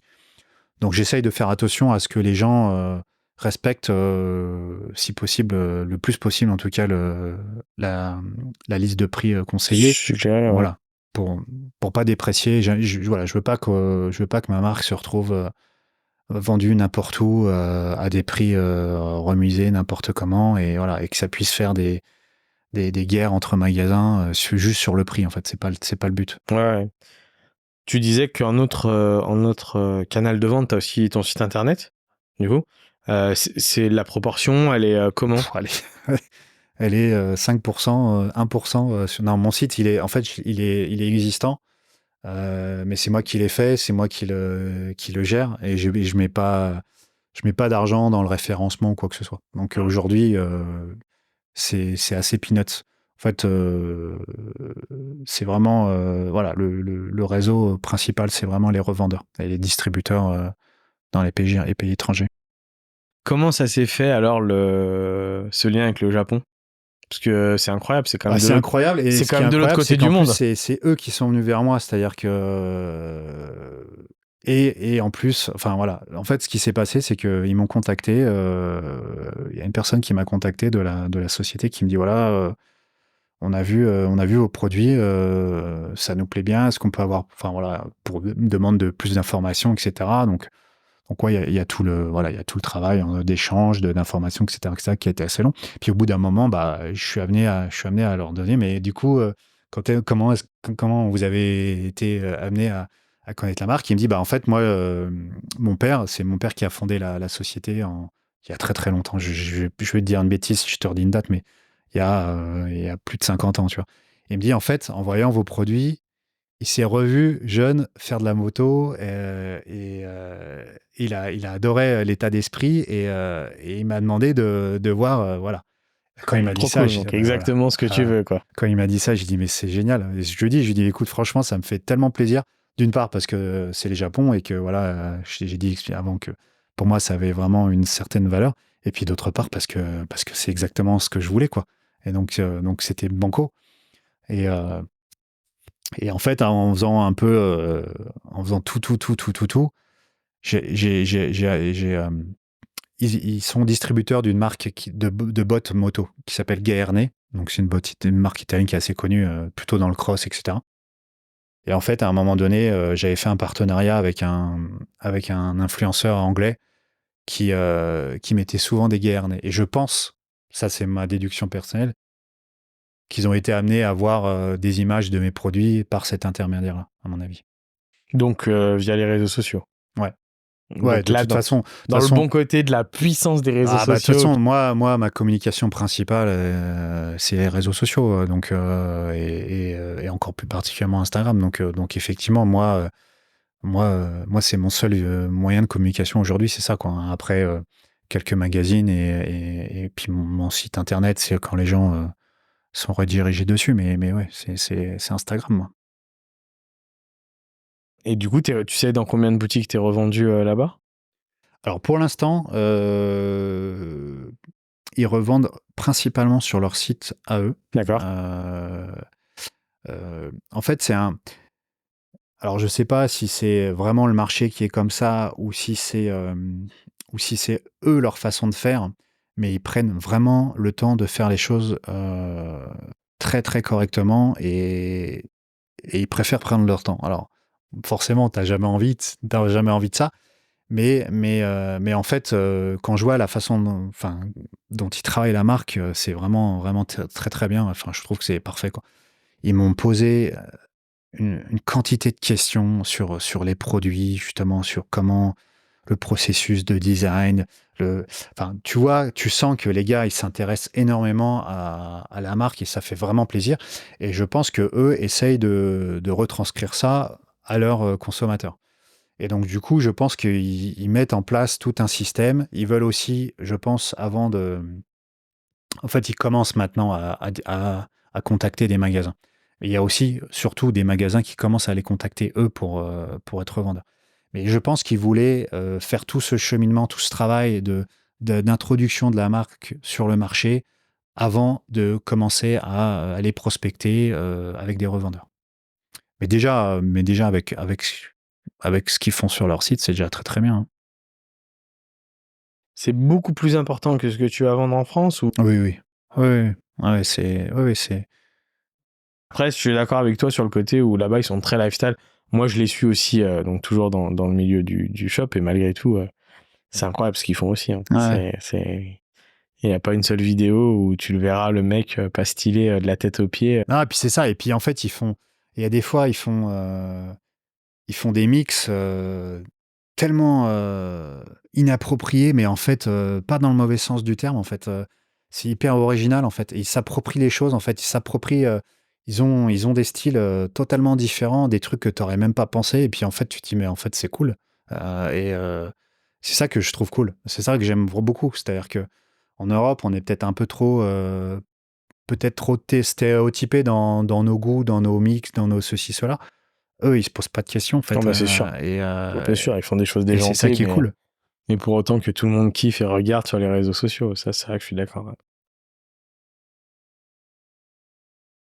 Alors, moi, je vais te donner mon ressenti que j'ai un peu là, tu vois, sur cette discussion sur Age of Glory. J'ai l'impression que tu as tout mis en place, qu'il y a tout qui est bien, tu vois, qui est bien pensé, qui est posé. mais qu'il te manque un petit up pour que ça C'est parte, quoi. exactement ça. Pour que ça parte. C'est exactement ça. Et le petit up, je pense, c'est juste de plus être seul. De plus être tout seul et de pouvoir avoir des gars, des personnes. Parce que je me dis, un mec qui gère ton site, un mec qui gère la France, un mec qui t'aide peut-être à la conception. Alors, s'il y a une chose aussi que je voudrais qu'on discute, mais on va finir là-dessus, qui t'aide à la conception et tout. Enfin, évidemment, je sais, hein, j'ai été entrepreneur, hein, donc je sais que quand tu dis ça, c'est pas aussi simple que de dire, allez, je prends des gens. Déjà, il faut trouver les bons, et puis ensuite, faut pouvoir les payer. Donc voilà. Ouais, il y a tout ça, hein. Mais en tous les cas, c'est sûr que c'est. Moi, je le vois du bon côté. Je vois pas ça pas du tout de la critique, hein, mais je me dis, c'est top. Tu vois, il y a la base, Ah elle ouais, est saine, elle est solide, elle est là. Maintenant, c'est ça, exactement. Maintenant, faut, faut y aller. faut passer la seconde. Faut passer la seconde, ouais. Ouais, Faut non, mais passer la c'est seconde. évident. Mais tu vois, le truc, c'est qu'en fait, c'est une marque qui est. Voilà, c'est ma marque et dans ce sens-là, j'ai besoin de m'entourer de gens. J'ai pas envie d'absolument forcément tout contrôler, c'est pas du tout ça, hein. Mais j'ai besoin d'avoir des gens qui comprennent la marque vraiment bien et qui ont envie de s'investir par rapport à ce projet-là, tu vois. Et pas juste pour un daily boulot, avoir son salaire à la fin. Et c'est pas évident. C'est pas évident parce que effectivement, c'est ma marque à moi, ça sera pas forcément la sienne. Et donc du coup, c'est pas forcément facile de pouvoir s'investir à fond. Mais je pense voilà, c'est sûr que j'ai besoin de plus être seul pour développer le truc. Ça, c'est évident. Ouais. Après, je pense que Parce que j'arrive, voilà, on arrive à un moment donné au maximum de ce que tu peux faire. Et puis je suis pas bon partout. Ça, c'est voilà, ouais, puis t'as que deux bras, deux jambes. voilà. Donc, de toute façon, tu le dis à toi-même depuis le début, c'est que chaque petite chose prend beaucoup de temps. Ouais, Donc, c'est c'est sûr. sûr que c'est difficile. Après, je pense que, enfin, en tous les cas, moi, la réflexion que j'ai sur mon expérience entrepreneuriale veut que tu pourras jamais trouver quelqu'un qui incarnera ce que tu as Non, créé à c'est la évident. hauteur de ce que toi tu ferais. C'est évident. Après, il faut trouver des gens bons dans ce que tu veux qu'ils fassent euh, et qui, malgré tout, s'accordent avec les valeurs que tu as. C'est surtout Ouais. ça, quoi. Et ça, c'est vrai que c'est difficile. On va pas se leurrer aujourd'hui. Dans n'importe quel secteur, à n'importe quelle fonction, c'est pas forcément évident. Donc voilà, mais je te le souhaite. Je pense que de toute façon, tu es sur une bonne route, une belle Ouais, route. je pense. Pour Ouais. rester dans les comparaisons moto, tu es sur une belle route, donc il n'y a pas de raison que ça arrive pas. Un moment, juste parce que j'en avais parlé aussi avec les filles de Doxy, mais du coup, je voulais comprendre un moment, savoir en tous les cas si ça a eu les mêmes difficultés. Euh, Tu me disais que tu faisais aussi des vêtements techniques moto. Et apparemment, c'est plutôt un parcours pas évident. Alors, c'est pas évident au départ. C'est-à-dire que, effectivement, pour trouver des informations concrètes sur qu'est-ce qu'il faut faire, quelles sont les exigences. T'as une norme AFNOR, mais qui est indigeste, qu'il faut acheter en plus, et qui est indigeste, qui est incompréhensible pour le commun du mortel. Donc, c'est pas évident au début. Moi, j'ai contacté plusieurs laboratoires. On m'a tout de suite conseillé de contacter des laboratoires en Italie qui étaient un petit peu plus souples dans les process. Mais en fait, c'était très freestyle quand même. Et en fait, en France, il y a pas beaucoup de laboratoires. Et il y en a un qui est à Lyon, en fait, D'accord. qui est juste à côté. Et donc, en fait, je les avais contactés au début et j'étais tombé sur quelqu'un qui était très, très sympa. Et du coup, je suis allé les voir et j'ai passé pas mal de temps. Enfin, il m'a accordé pas mal de temps. C'est plus ça, en fait. Et il m'a expliqué pas mal de choses. Alors, sans rentrer forcément dans beaucoup de détails, mais voilà, il a dégrossi quelques points, quelques questionnements que j'avais. Et puis après, bah, je me suis lancé dans le truc et puis, bah, la première certification, c'est une catastrophe. C'est-à-dire que tu fais plein de tests, rien va bien, voilà. Sauf qu'en fait, tu l'as passé cette première. Donc après, bah, tu sais tout ce qu'il faut pas faire, tout ce qu'il faut faire. Et puis ta deuxième, et bah, tu refais encore deux, trois conneries, mais globalement, ça se passe mieux. Et puis après, voilà. Maintenant, aujourd'hui, je remplis mes dossiers tout seul. je sais, voilà, je maîtrise totalement le sujet, tu vois. Mais c'est sûr qu'au début, C'est le démarrage. le début est compliqué. C'est quand tu es une petite boîte, c'est un budget qui est assez conséquent. Pour des grosses boîtes, c'est peanuts, mais pour nous, comme pour Eudoxie, j'imagine, c'est vraiment tout de suite. Tu te dis, bon, bah, va falloir que j'en vende quelques-unes derrière parce que si je veux déjà rentabiliser la certification, et puis c'est valable 5 ans une certification. Donc tous les 5 ans, faut repasser sur le truc. Mais voilà, mais en fait, effectivement, les premières sont très compliquées, mais avec les premières-là, tu comprends la mécanique, en fait. Tu comprends ce qui est testé, tu comprends les tests qu'ils effectuent, tu comprends l'exigence et donc l'exigence qu'il doit y avoir sur ton choix de tissu, sur tes coutures, sur tes où, quoi, sur quelle zone, etc. Et puis après voilà, c'est beaucoup plus simple. Ok. Mais ouais, mettre le pas dedans au départ est assez compliqué, ouais. Bon, bah super. Tu sais combien de temps ça fait qu'on parle? Non? 1h40. Ah ouais, pas mal. Tu vois? Toi qui disais peut-être, ah bah, je sais pas si j'aurais plein de choses à Ouais, raconter. ouais, écoute. Au final, tu vois, ça fait 1h40, donc je pense qu'on a fait un beau parcours. En tous les cas, je pense que ceux qui connaissent la marque auront des choses à découvrir. Ceux qui connaissent pas seront contents de connaître ton parcours. C'était super intéressant. J'ai eu des petites questions pour finir. La première, est-ce que Seb, il est heureux aujourd'hui? Ouais, écoute. Ouais, ouais. Ouais, et puis après, t'es heureux, t'es pas heureux que par rapport à ton travail, heureusement. Te parler de la Voilà, globalité. voilà. Mais ouais, non, non, ça va, écoute, ouais, franchement, j'ai une belle famille, j'ai un petit bébé, un troisième bébé, on va dire, avec Joe Glory qui est cool. Tu travailles dans ce que, enfin, dans ce que tu as envie de faire. Alors bien sûr, c'est pas parce que tu as ta propre marque, ta propre entreprise, tu es entrepreneur que tout est génial, hein. Ton quotidien, il est pas forcément très très cool tous les jours, hein, loin de là, hein. Surtout pas. C'est surtout en fait, t'as des hauts, t'as des bas tout le temps, quoi, tout le temps, tout le temps. Tu te crois être au top et puis 2 jours après, c'est galère sur galère et puis t'en solutionnes une, t'en as 3 autres qui arrivent. Mais après, je l'ai voulu, hein. Je l'ai voulu et je pense que c'est ce que j'aime aussi, d'arriver à essayer d'aller de l'avant, trouver des solutions et puis pouvoir développer un truc qui correspond à ce que tu as envie de faire, quoi. Donc c'est ça qui est génial, hein. Est-ce qu'on peut résumer rapidement, est-ce que tu peux nous résumer rapidement ce que propose Age of Glory aujourd'hui en termes de vêtements et d'équipements, de tout? Bah en fait, c'était un peu ma volonté dès le départ. En fait, je voulais quand j'ai lancé, je voulais pas avoir, comme on a dit plein de fois, juste une marque de t-shirt, en fait. Ouais, ouais, ouais. Donc, je voulais dès le début essayer de proposer différentes catégories de produits. J'avais pas beaucoup de produits dans chaque catégorie, mais je voulais, entre guillemets, avoir une silhouette complète. C'est-à-dire, le gars, il est sa veste, il est son t-shirt, il a un sweat. Alors, j'avais pas le pantalon au début, mais voilà, un pantalon. Et puis, maintenant, j'ai aussi les chaussettes, le tour de cou, etc. Donc, l'idée, c'est vraiment d'avoir une gamme assez complète. Donc, j'ai des vestes en cuir, en coton waxé, en textile, technique. Je vais avoir des vestes qui ne seront pas techniques, pas du tout pour la moto, mais vraiment lifestyle complètement, qui vont arriver.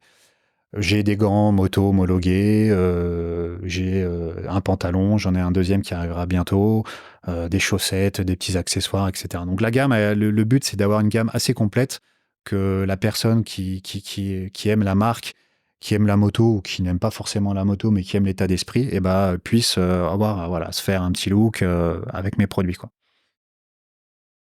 Alors, il y a des petites capsules, est-ce que peut-être que ça va être ça? On en a déjà parlé. Ton projet, s'il y a un projet à venir sur la marque, Sur les produits, sur les produits ou sur la marque en général, ou sur autre chose? sur les produits, c'est continuer la direction que j'ai pris ces dernières collections, c'est-à-dire, comme je disais, de plus en plus lifestyle, workwear et héritage, que tu puisses voir les produits, que tu ne dises pas forcément c'est un produit moto, mais aussi développer des produits qui ne sont pas du tout destinés à la moto. Euh, j'aimerais bien aussi J'aimerais bien aussi développer. Bon, je vais pas en parler maintenant, c'est trop tôt. Mais voilà, il y a Il y des a des petites, projets. voilà, il y a des petites choses qui sont vraiment dans les tuyaux. Et voilà. Et puis j'aimerais mon autre rêve, j'ai le Japon, maintenant je voudrais les US, quoi. Ça serait vraiment, top. J'aimerais vraiment pouvoir. J'ai beaucoup, alors pour le coup, sur mon site, j'ai beaucoup de visites d'Amérique du Nord, des US, Californie notamment, et côte Est aussi, Miami, New York. Et j'ai pas mal de ventes aussi quand même aux États-Unis, malgré des frais de port très élevés. Donc je pense que voilà, je pense que ma marque pourrait vraiment fonctionner là-bas.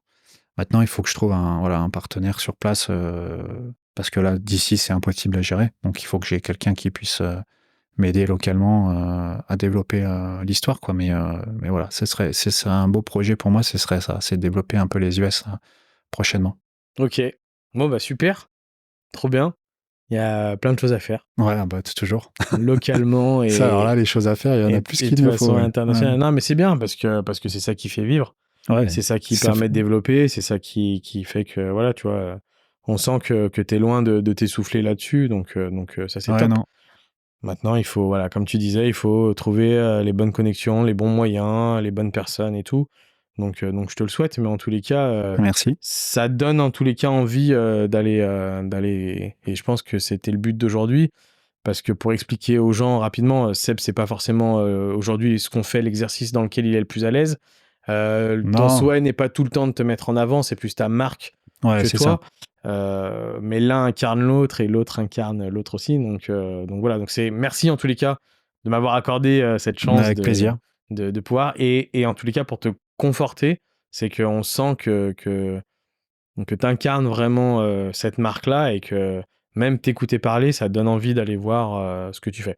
Donc, Tant mieux. pour tous ceux qui écoutent, Instagram, parce que moi je vois beaucoup de choses passer j'ai toujours suivi, mais c'est vrai que j'étais pas forcément abonné parce que c'est pas forcément le lien que j'avais avec moi sur la moto, et c'est vrai que je l'axais vachement moto, et tu vois, en t'écoutant discuter, c'est vrai que maintenant je suis d'accord avec toi, l'axe que tu veux prendre un peu plus lifestyle est très intéressant, donc je conseille à tout le monde d'aller voir sur les réseaux sociaux, de vous abonner à son Instagram et de regarder.